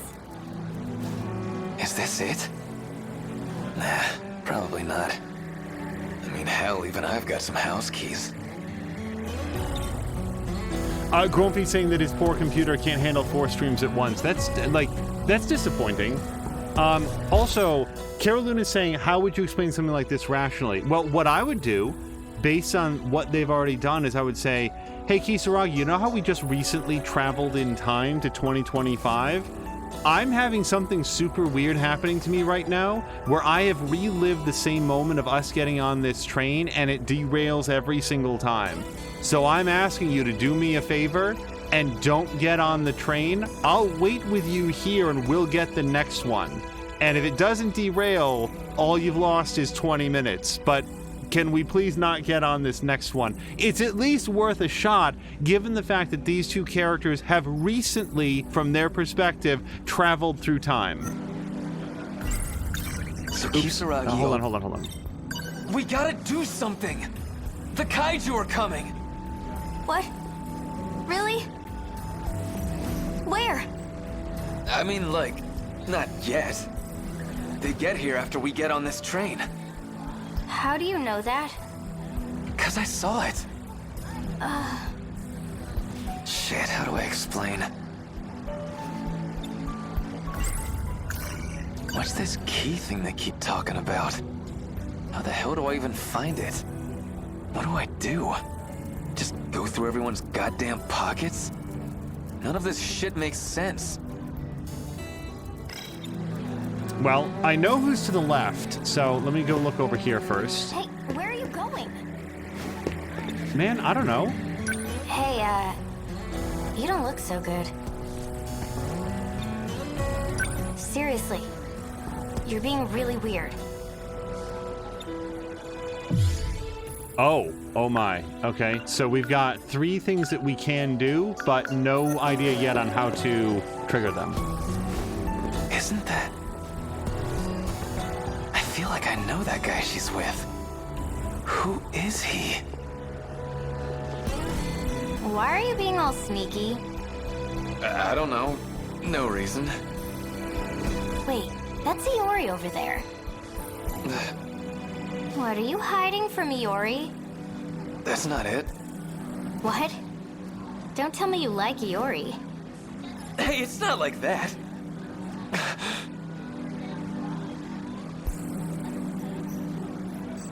Isn't that... Karabe? Hey! I'm still talking to you here.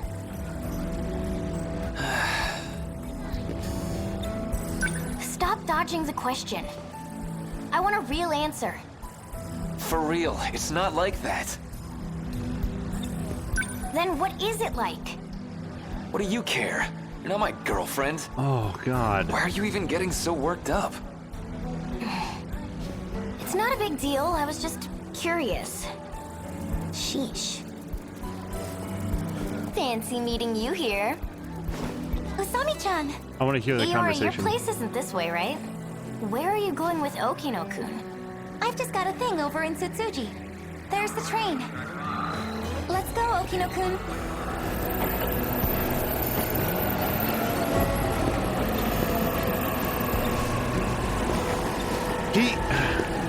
Kisaragi's hanging around. Kinda hard to talk to Fuyusaka like this. They got on the train. What do I do? Go after them? Do they have, like, an emergency brake?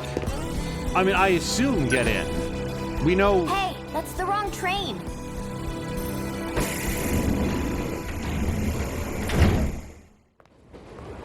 We've seen the derailment, but it feels like there was going to be different conversations. Oh, here's That's Chihiro. weird. I know they got on. What's wrong? Are you looking for someone? Now, so this is young Chihiro Morimura. We first met her in 1945, and the fact that she has that rabbit in her satchel means that she has the adults of a human of a human adult, but I think right now is just pretending to be a child. Sure am, kid. You see a couple school kids about my age? A couple school kids? What the hell? Was that like magic? Nah. The hell am I thinking? Okay, this simultaneously makes less sense than it did a moment ago, but also it's very funny. Okay, look. I know this seems real sketchy. I mean, heck, I'm the guy who chased you onto a train here. But there's something I gotta know. Do you have some kind of key on you? I mean, not like a regular house key. It's supposed to be kinda special, except I don't really know how. Yeah, this still sounds pretty damn weird, huh? Hey! Like, it definitely feels like he's in a dream sequence, doesn't it? Hey, hold on. Why? Why are you looking for something like that? Good question. Man, I don't know how I'd even explain it. You're looking for the key? You're the one who originally carried it, young man. The school nurse? Wait, I was just talking to Fuyusaka. Wait a sec. Are you Fuyusaka, or... Wait, I know you. The League of Darkness. I remember now. You're one of the bad guys. This'll only hurt for a moment.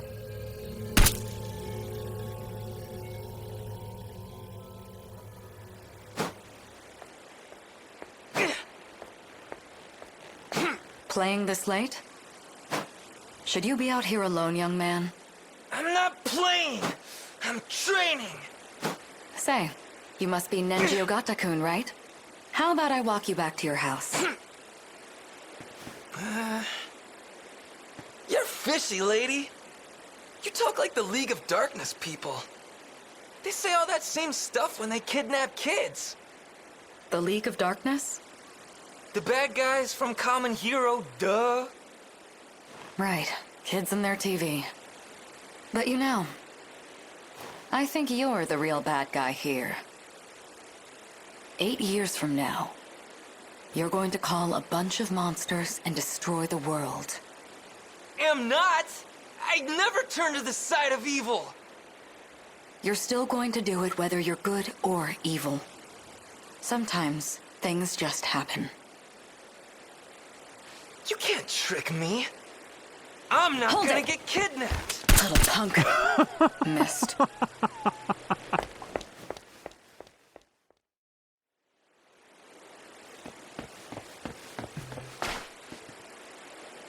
That was close. I guess I just did a big lap around the block. What do I do? She even had a gun. She tried to shoot me. She really is from the League of Darkness. I gotta tell the police. Don't move. You're a bad boy. Am I gonna die? It'll only hurt for a moment. I've just implanted you with nanomachines. It'll add on to the program inside you. It's not a huge change, but it's something we'll need to fight back. And now, we can prepare our weapons. The Sentinels.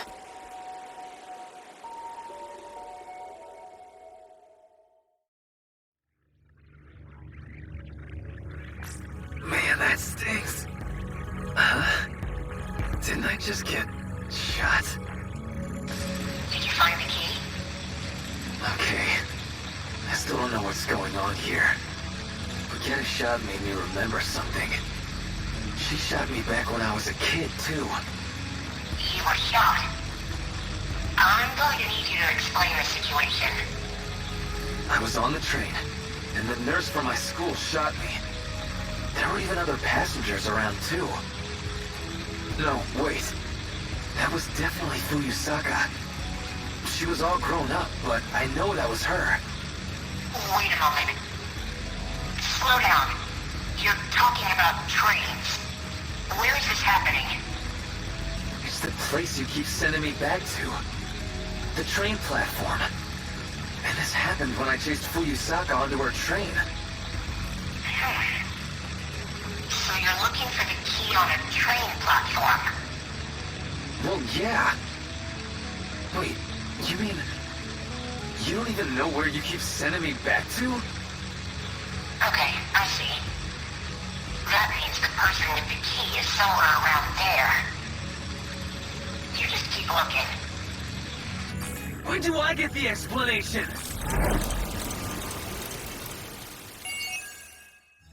Okay, so now, believe it or not, as cryptic as that was, we are starting to put it together.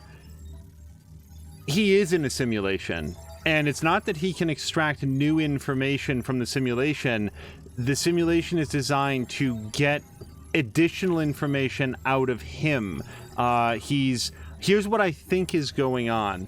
What we're seeing as Nenji Ogata is actually maybe an AI personality, or like his actual body, his actual mind, but in like a fugue, a dream state where he's living in sort of a Matrix style repeat of the same scenario with it. You know what it is? It's Assassin's Creed.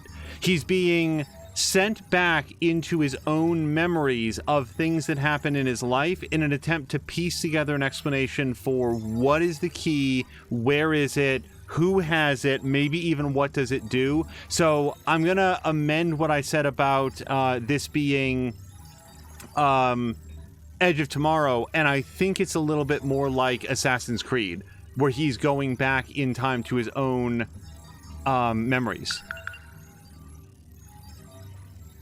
Also, Grumpy saying the poor computer can't handle 4 streams at once. Killen is saying, how would you explain something like this rationally? 4 says, if a bussy lady offers to walk you back to your house, you run away. I don't care who the IRS sends, I am not paying my taxes. And Bobbity Blah says, they could have found a child to do the voice acting here. So, one thing that I did want to touch on is I've learned to be very, very careful against looking at like IMDb for like who voices who, because you can accidentally get some pretty significant story spoilers on occasion. But I believe that the same actor is playing young 6-year-old Chihiro, high school student Iori Fuyusaka, and adult Chihiro Morimura, as well as the even older version of her that we see in 2188. And I think that's probably true for a lot of the different voice actors, where they are always playing that character in whatever form that they take. And that is super impressive to me. Like, yeah, you know, little kid Nenji Ogata sounded a lot like adult Nenji Ogata trying to sound like a kid, but on the whole, I think that they do a really good job with it, because absent other information, I didn't immediately put together that Morimura and Fuyusaka were the same person. And maybe they're different voice actors, but they don't sound similar to me, and I think that it's really well done on that note. Okay, Nenji Ogata chased Iori Fuyusaka onto a train and encountered a little girl. She changed her appearance between Fuyusaka and Morimura, who caused Ogata to recall a forgotten memory from the past.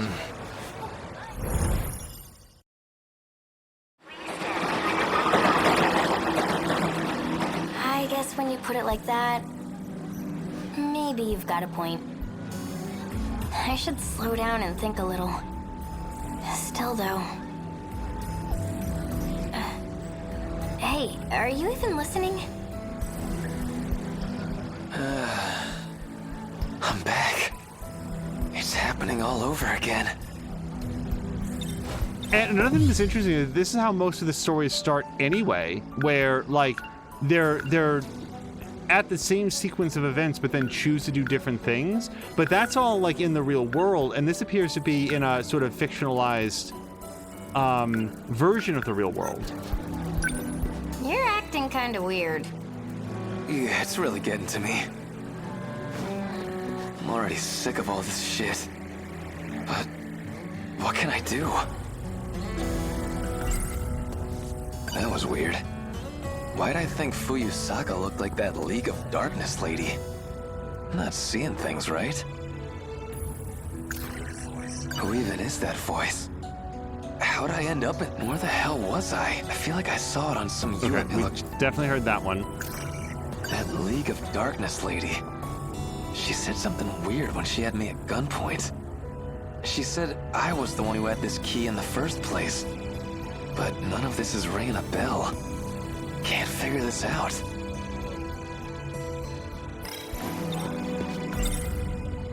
So, we've already asked about the key and the train derailment. We gotta do something! What? Really? Where? I mean, like, they get here after we get on this train. How do you know that? 'Cause I saw it. Shit, how do I explain? Okay, and I think we're just gonna get the same thing with the key as well. Hey, Kisaragi. You don't have some kind of key handy, right? What does that even... I have the key to my house. Okay. So, we went right, and we met Fuyusaka and Okino. Also, we did see Juro Karabe, so maybe I have to go right to trigger that so that we can see Juro and then go talk to him. Yep. Ogata-kun. What are you doing? Osami-chan. You trying to pick on Iori now? Please, Kisaragi. Just relax for a sec. What? I'm begging you here.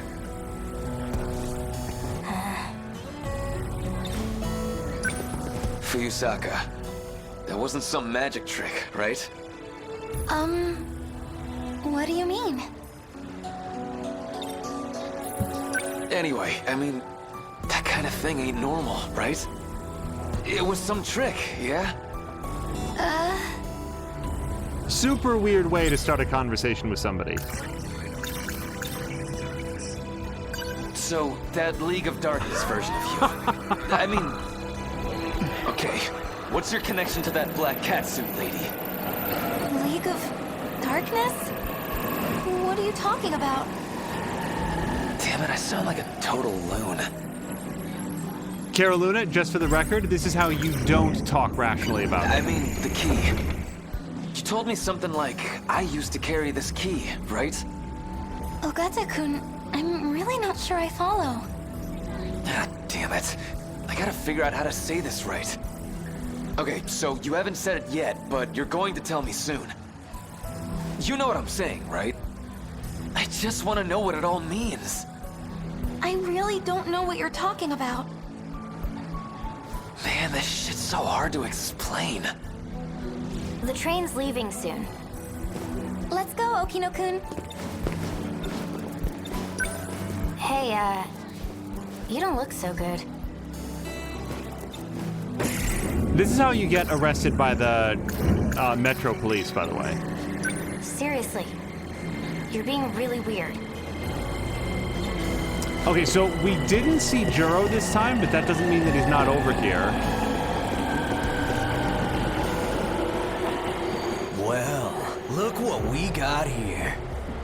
Ogata, most punchable face in the city. Great. This guy. What? You think you're better than me? Hey, you guys got this key thing? What key? What the hell are you talking about? I don't know, man. Just whatever keys you got. I had my motorcycle key. My teacher took it away. Yeah, boo freaking who. Oh, I can't warn him about the train derailment. I think it's about time we settled our shit. You gotta chill out, man. Oh, yeah? Do you think this is funny? Am I a joke to you? No time for this crap. How about we talk this out? How about screw you?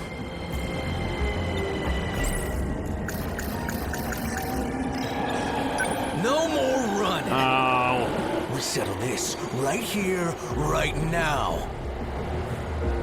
So, I mean, we are, like, we know what happens during the prologue or whatever, but pursue Fuyusaka onto the train and then leading the League. So, whatever this fight is, it can still lead to something that we haven't seen before. Hey! The train's already here. I'm gonna go. Hey, hold it! I mean, just hang on a sec.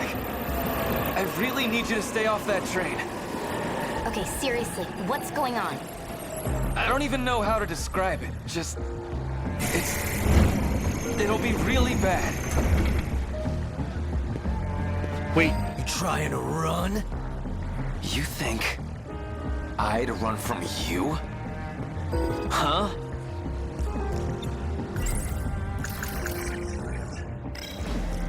I know it's telling me that I can't do this, but... Trying to You think I'd run from you?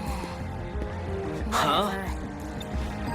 Oh, is she taking off? No more. We settled it. Damn it! Can't just leave her alone. Now, this might drop us back to the previous track where it's just now in the prologue again, because you can do that, but depending... Damn it. Always turns out the same. The train gets derailed, and Kisaragi doesn't make it. Did you find the key? Answer me, Ninji Ogata. Man, I don't goddamn know. Who the hell are you? What's even going on here? You gonna explain any of this shit? Find it, and I'll tell you. If you want to survive, you need to find the key. Time for a do-over. You're going back. Hey! I can't even pin down why that sounds like, Okino to me. I guess when... Okay. Oh, wait, so there is something different you can do with the arrival of Kisaragi's train. But what is it? Okay.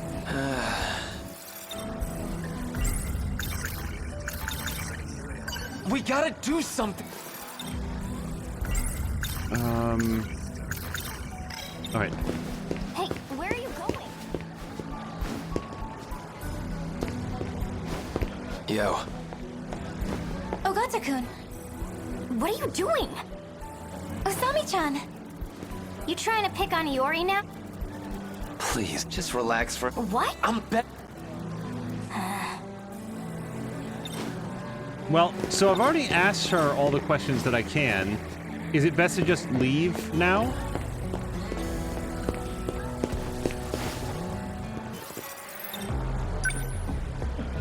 I think it's about time. You gotta Hey!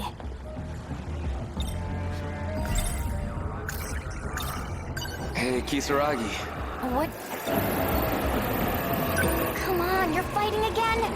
Stop that! Hey, stay out of this, idiots. What do we got here? Don't tell me this little bitch is your girl. Oh boy. You'd think that wouldn't get to me, but hey, I'm still mad.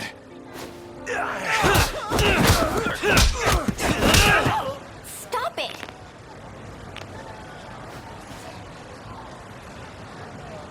Can't move. Man, not again. Damn it!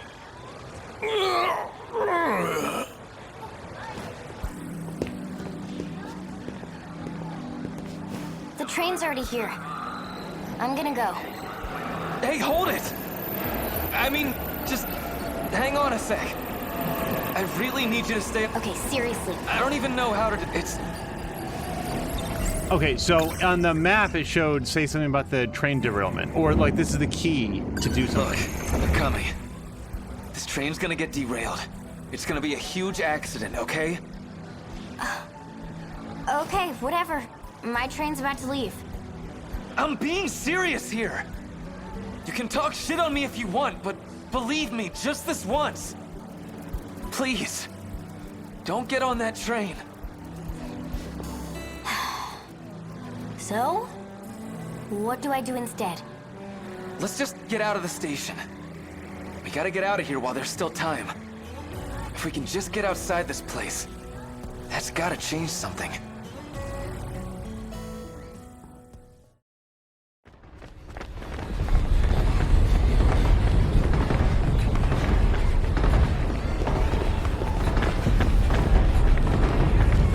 Come on, this way! Oh. What's wrong? Sorry, my ankle hurts. Where? Let me see. Probably a sprain. Get down!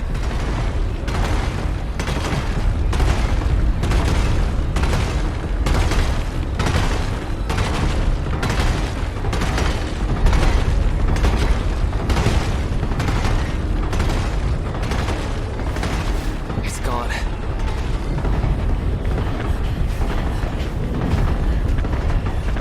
Man, look at him. How are there so many? They destroyed my home. And they'll destroy 1985 too. We can't beat ourselves up over shit we can't change.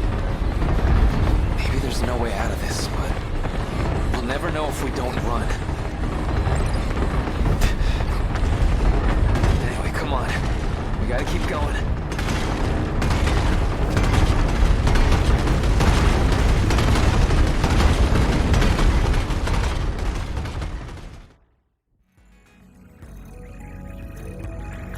Kisaragi! Damn it. I'm back here. They showed up in the middle of the city. We couldn't make it out in time. Did you find the key? I don't give a shit about your key. Who the hell are you? If you can do all this crazy time crap, then save Kisaragi. Tomi Kisaragi. If you want to save her, you need to cooperate with me. I need you to find that key. If you give me its location, then I'll help her. The truth? Yes, I promise. Still, even if I was lying, you don't have much choice. All you can do is trust me. So find that key, and I'll see what I can do. Fine.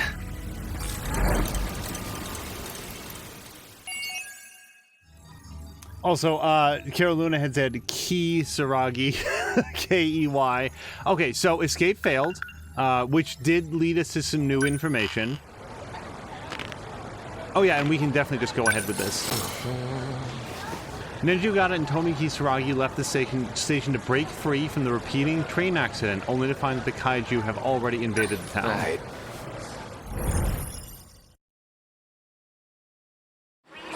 Now, hopefully they'll give us some additional clue on how we... I guess when... I'm back. It's happening all... Okay, hold on. Nope, nothing yet. So... we've got Kisaragi suspects something's going on with Fuyusaka, and then the arrival of Kisaragi's train. I do not yet know what the third thing might be here. Doesn't matter if we run. We never make it out in time. We only got a couple minutes until they ruin this place. Even if I told someone about this, nobody would believe me. You're acting kind of weak. I'm already... So the X factor for me is, if you remember, there was the one scene where we saw Juro, and I'd love to go talk to him. I'm not sure if that's what we need to do, but it's what I'd like to try.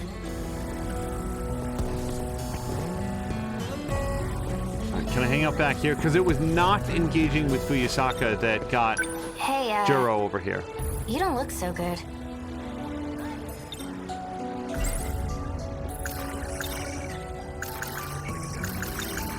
Oops. Hey, Kisaragi. What does that even... Okay. So if I don't talk to her...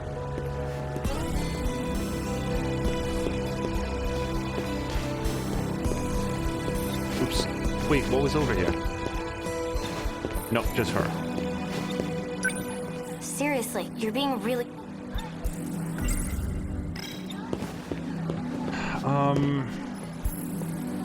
So when we saw Juro, we came over here, and the two of them had a conversation, and then Kisaragi was the one who walked up to Fuyusaka to start the conversation, and then he looked all the way over to the left, and Juro Izumi was there. I don't think he's there right now. Oh, fuck. Well, Ogata. You trying to... You think I'd... Okay, maybe we can power through this real quickly.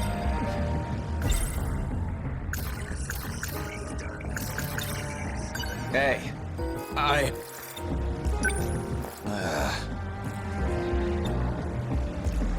No more... Hey! Come on, you're Hey, stay out of it. What? You trying to score with this little... Oh, we're just straight into the fight now. He doesn't even warn him off anymore.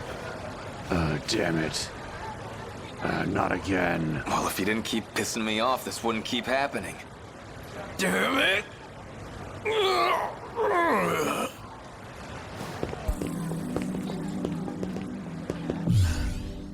Okay, so bad news. We have jumped onto the arrival of Kisaragi's train. So let me see if I can go back.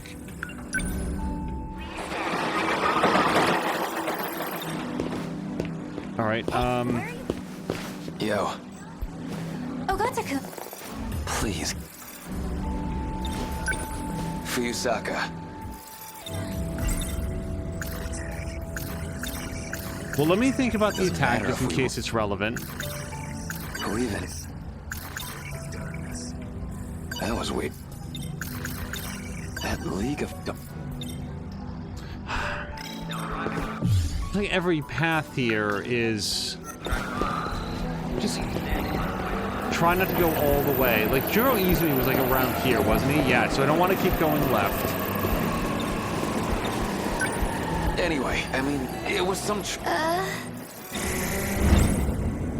The train's leaving soon. Let's That go, League of Ogata-kun. Darkness. Oh, Hey, Kisaragi. Hey,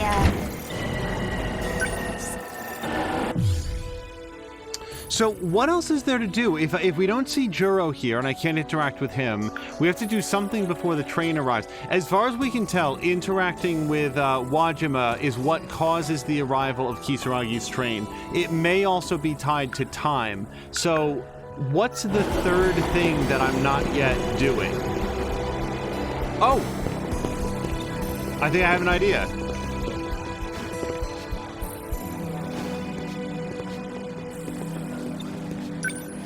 Hey, it's Shinonome-senpai. You're here too? Shinonome-senpai. Senpai, you don't have some kind of key on you, right? Though I guess it's not really a normal key. Probably.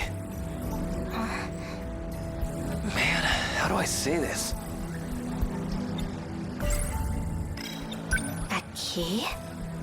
Yeah, a key. Shouldn't we call someone over? Someone like who? Like a station worker? Waste of time. Why? Why's that? It's just gonna throw us back to the beginning. Hey, what's going on with you? Oh. Something to go after her? Hey, that's the wrong train.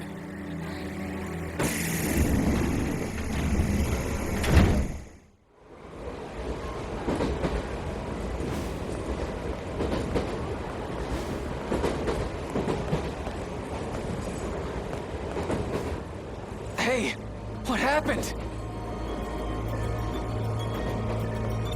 Train of Dreams is getting real literal now. Shinonome-senpai, are you okay? Must have been her symptoms again. Looks like she passed out. This guy too. I know him. It's Sekigahara, from back in the ruined city. Why is he with her? Why are they both knocked out? The hell happened here? Something in his hand. DD426. That's some kind of medicine? Label's not telling me much. That's poison. It was meant to poison the D-forces. They ended up as collateral damage. What are you talking about, old man? It sounds like you know about Shinonome-kun's condition. So you should already understand. The symptoms she endures come from that poison. Their nanomachines are infected. They're beyond saving. But even with all their sacrifices, they cannot stop the D-Force's attack. You keep talking about these D guys. That's all the big mecha kaiju, right? A living apocalypse. Born in our future, crossing time to destroy us. It all comes down to 15 teenagers. The commanders of the D-Forces. Nenji Ogata-kun. It is a curse. One we cannot escape. Where's all this weird shit coming from? Who even are you? It doesn't matter anymore. I'm just a man in the past now. But it was never the kaiju. The problem, the true blot on this world, was always the D-Force's creator. It's us. Mankind was the cancer all along. Oh, hold on. I almost passed out from rolling my eyes that hard. Oh, god damn it. I hate him so much. I got through. Can you hear me? If you can hear my voice, then report. I found Ryoko Shinonome. When I got on the train, I found her out cold. Sounded like the poison got to her. Poison? A guy named Sekigahara was knocked out too. That got anything to do with your key? I think I get what's going on here. But those two don't match up with my information. It's definitely someone else. When you see this key, well, no matter what it looks like, you should know it's the key. What's going on in that train? Something's not right there. When I'm inside the train, things always seem messed up. You need to take a closer look. This isn't going to end until you find it. Search everywhere. Beat people up if you need to. Whatever it takes. Wait! I know that guy. He was with Fuyusaka.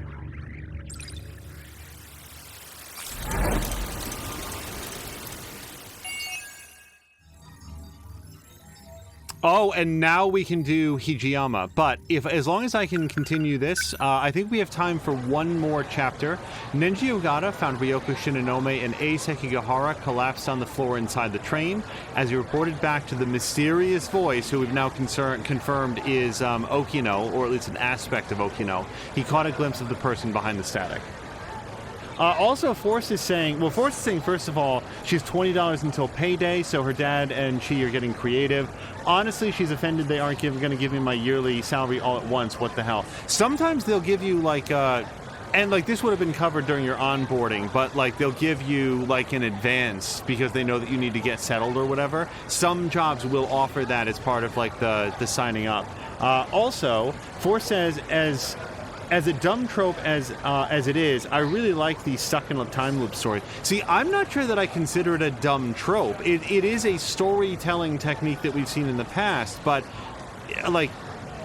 there's a way to do it well and a way to do it really, really clumsily. And what I like about this is that we're coming to this at a point where we know actual time travel does not exist. There's no quantum leaping around through the personalities of others. So what is going on? And I feel like we have a pretty strong theory based on the fact that he's shown at the controls of a Sentinel. I think that he's reliving a simulation of his own memory and events. And it might not even be him. It could be a previous version of Nenji Ogata at that.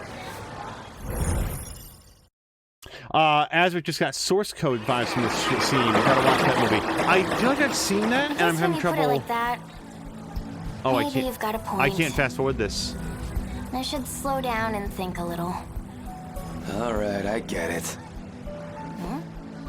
Just don't move from here. Not one step. Don't move. I'm gonna go march over here now. What the hell, Pompadour? You think you can talk to me like that? Why the hell should I listen to you? You don't get to tell me what to do. Like, I know I've seen source code, Azric, and I'm having trouble remembering. It's not Next with Nicolas Cage. It's not Deja Vu with Denzel Washington. I don't know. I know that I've seen it, and I'm not remembering which movie it is. Boy, that's frustrating. I saw that person trying to order me around in the capsule. I only caught a flash, but it's that guy hanging out with Fuyusaka. So the world's gonna end. And it's all because of these 15 people. Because they're sending out this command to the kaiju? Do I even believe this crazy shit? Why should I trust that shady egghead? So, as we were saying, Jake Gyllenhaal, bomb on a train, he's 8 minutes to figure it out. I have definitely seen that. And the fact that it's on a train is why I was confusing it in my head with the Denzel Washington movie, because that's also about a train or a train accident, I think. Say something already, Pompadork. Pompadork? Seems uncalled for. I want to ask you something. If you knew the world was gonna end in a couple minutes, how would you spend them? Where's all this coming from? I just want to know how you feel. Whoa. A few minutes, huh? That's not a lot of time. Well, I can't really get anywhere in a few minutes. So I guess I'd spend them with you. I'll just be a second. I just need you to wait here for me. That okay? Fine. You should ask me about doing a time loop movie marathon. Happy Death Day to you, Groundhog's Day, Source Code, Deja Vu. Although I'm not 100% sure that Deja Vu is a time loop movie. Arguably Primer, but Primer, I feel like Primer is overhyped, personally. A lot of people really appreciate it, but this feels so dense you can't tell what's going on. Out of my way. And yes, I do know, just for clarity, so that people don't at me, yeah, I do know what happens in Primer. I don't think that having a movie that's borderline impossible to understand on a first or second or third viewing, I don't think that that speaks well of it. I don't think that that's something to champion about it. Like, anyway. You're the one I got beef with.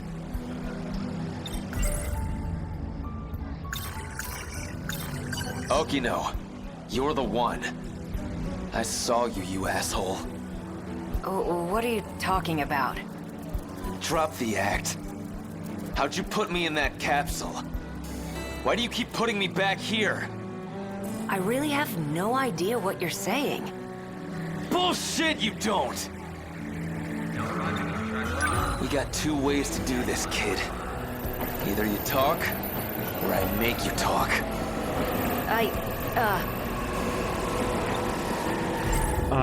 There's gotta be something more that I do here. We got two... You think you can run?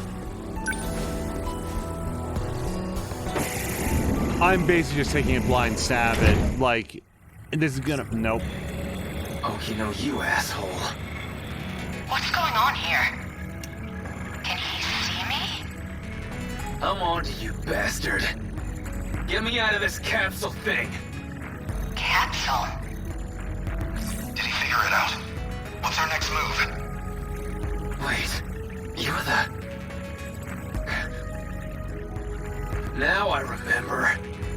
Hijiyama! You came out of nowhere with that sucker punch! I gave you plenty warning. Don't act like I pulled some low-down trick.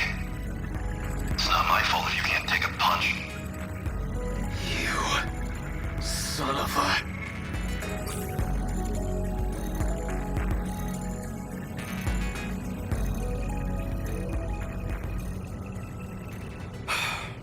Well, he's awake.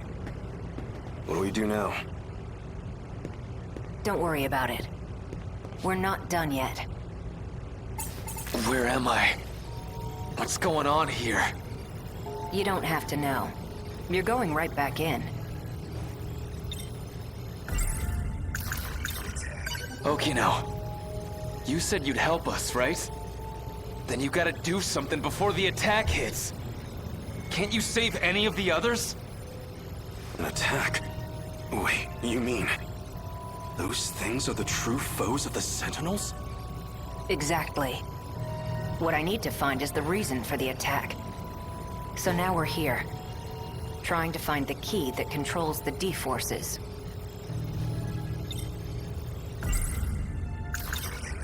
One person's commanding these kaiju to come here, right? One out of these 15 people? So you knew. Yes. 15 children's lives were manipulated, so that they would destroy the world. They broadcast command signals from their body, even if they don't want to, or don't even know. Those signals create the kaiju, and then beckon them here. Like the old guy was saying. So, are there lots of keys? No, just one. Out of all 15, only one has the key that controls them. So quick pause here that this is something a long time ago. There was a scene between old Juro Izumi, I suspect, and Chihiro Morimura, like adult Chihiro Morimura, where the two of them were like fighting against one another, and he said something, adult Juro Izumi said, it's the nano machines. Like, he was going around killing all of the Sentinel pilots, or at least it was implied that he was killing them, and he was saying it's the nano machines. The nano machines are what call them here. So it feels like he and Okino are on the same track of thinking right now, where whatever else is happening, the nano machines themselves need to be purged out of the equation, or else the kaiju will always come. So you need a key to command them. Wait, didn't she say something about that? The first person who had this key. That League of Darkness lady said something about this. She said I was the one who had the key first. But I don't know anything about that. I don't remember anything anyway. Of course you don't. The control key is a code for a program. You're one of those 15 people. Up until 2 months ago, the commands were coming from you. Seriously? It was me? It used to be. Now, though? Well, from what I hear, that had already changed by the time we caught you. Now another person's got the key. And they're the ones sending out the signal to start an apocalypse. Okay, so this key's actually a program. How do you even look for something like that? Well, to you, it'll look like a standard metal key. At least, within that station. What do you mean? I need to see who got the control key after you. The idea was to just pull the data out of you. But whatever happened is really bound up in your personal memories. Which means you're the only one who can dig that information out. That's why you're in the chair, and I'm on the tech side. I'm making it so you can find that key for me. Hold on a sec. You're telling me that whole station's... You've been in this chair this whole time. That station is an illusion created from your memories. You gotta be kidding. Also, we've only seen one metal key, and that's the one that Kisaragi brings up if you ask her about it. I see now. That's how you broke out of the simulation. Even I'm there at the station. You piggybacked on my access ID. I guess that'd get you clear of control. Well, I can fix that right now. This is some Black Mirror shit. I'm very actually uncomfortable with this whole thing. Okay, now we're all on the same page. So, let's jump back in. Hey, hold on! Don't squirm. Trust me, you don't want that tech coming off by force. You might never wake up. Find the key. My apologies for hitting you. But you need to take this seriously. If you want to be free, help us. That's your only option.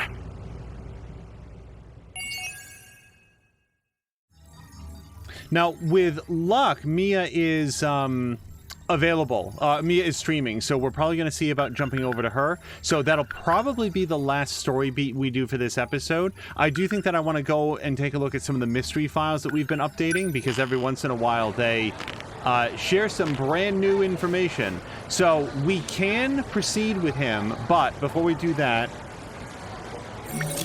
as we're saying, yeah, Angel, you have to relock into...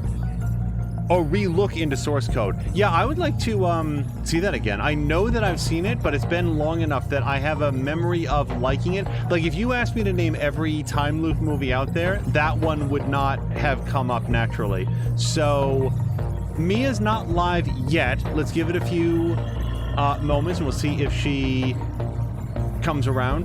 While we wait, let's take a quick look through some of our updates. So this is a photo of Yuki Takamiya Natsuno. Oh no, we already saw this one. Okay, so let's see what we've unlocked. Fuyusaka is originally a resident of Sector 1, and the parents she knows aren't her... Okay, so they're not actually fictional. They just aren't her biological family, which we were aware of already. Morimura was transplanting her own memories into Fuyusaka, but due to 426's influence, Morimura's memories are perceived as a hazy dream. When the kaiju appear in 1985, Fuyusaka musters her courage and activates Sentinel number 15, which Sekigahara passed on to her. Nenji Ogata is a compassionate delinquent with an old-fashioned sense of honor. All the delinquents in town knew of him during middle school thanks to his fighting skills and nerves of steel. His father is an executive of Shishikishima Industries, so he grew up a rich kid. Childhood friends with Miwako Sawatari. Sawatari claims that Ogata is not the type to break promises, which seems true from what we've seen. When Ogata was 7 years old, he was implanted with nanomachines by Morimura while he was training to fight the League of Darkness in an empty lot next to Tokisaka Shrine. This is what allowed them to prepare Sentinels. In order to prevent the kaiju from destroying the world, Okino searches for whoever is sending the decode signal that calls the kaiju. In order to become compatible, Morimura tried to overwrite her memories and personality into Fuyusaka and take over her body, but gave up on it after hearing that a loop was no longer possible. Well, what's interesting is that a loop is... It's not so much that she heard it, is it? That she determined herself that a loop... And part of her plan is to make the loop no longer possible.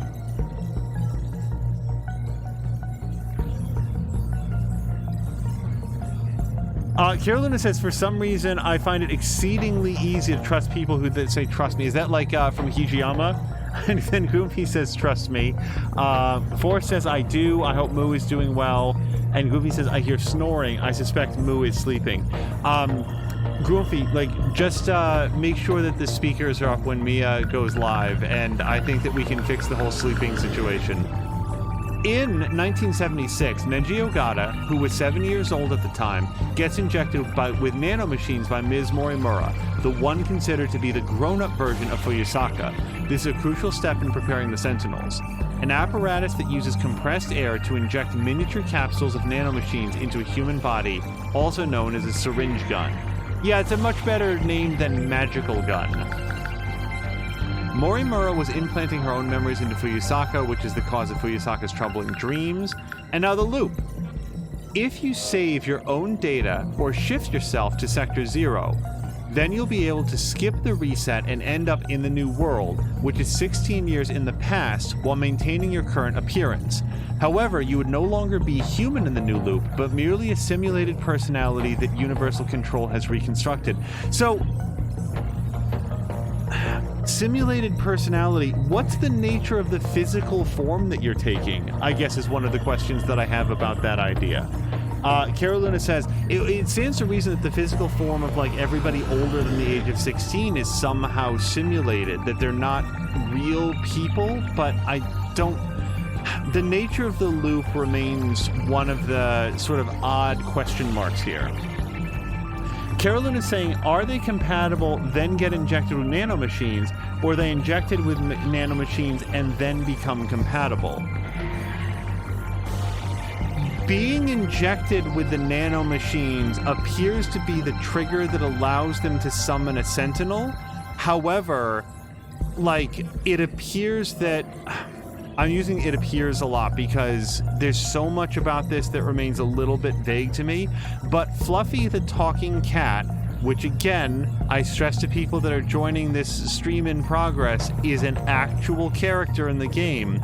Fluffy the talking cat said to Megumi, "Here are the people that you need to go shoot with your gun.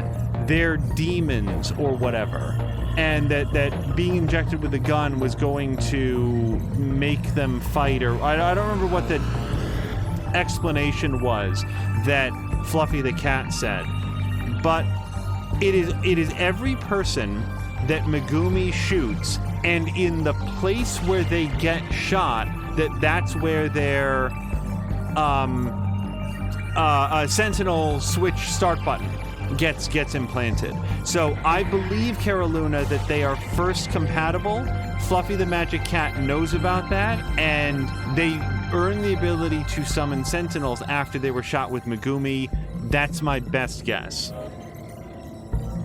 Bloodblaw says the spinning DNA string, it's spinning the same, but if you focus on it, you can see it turning a different way. Yeah, I love it when there's like a spinning animation where you can like get it to reverse like by the way that you're looking at it. Let me scroll down to see if there's any other things. Yep, train platform. Platform 5 of Kamizumi Station. You can get onto Tsutsuji bound and Azami bound trains here. And that's it. So I am loath to do another chapter because we never know how long they're going to last. And Mia is live. What fantastic timing. So we're going to go do a raid over to twitch.tv/morethanamia for her Sunday episode of Red Dead Redemption 2. Sorry, that took a second.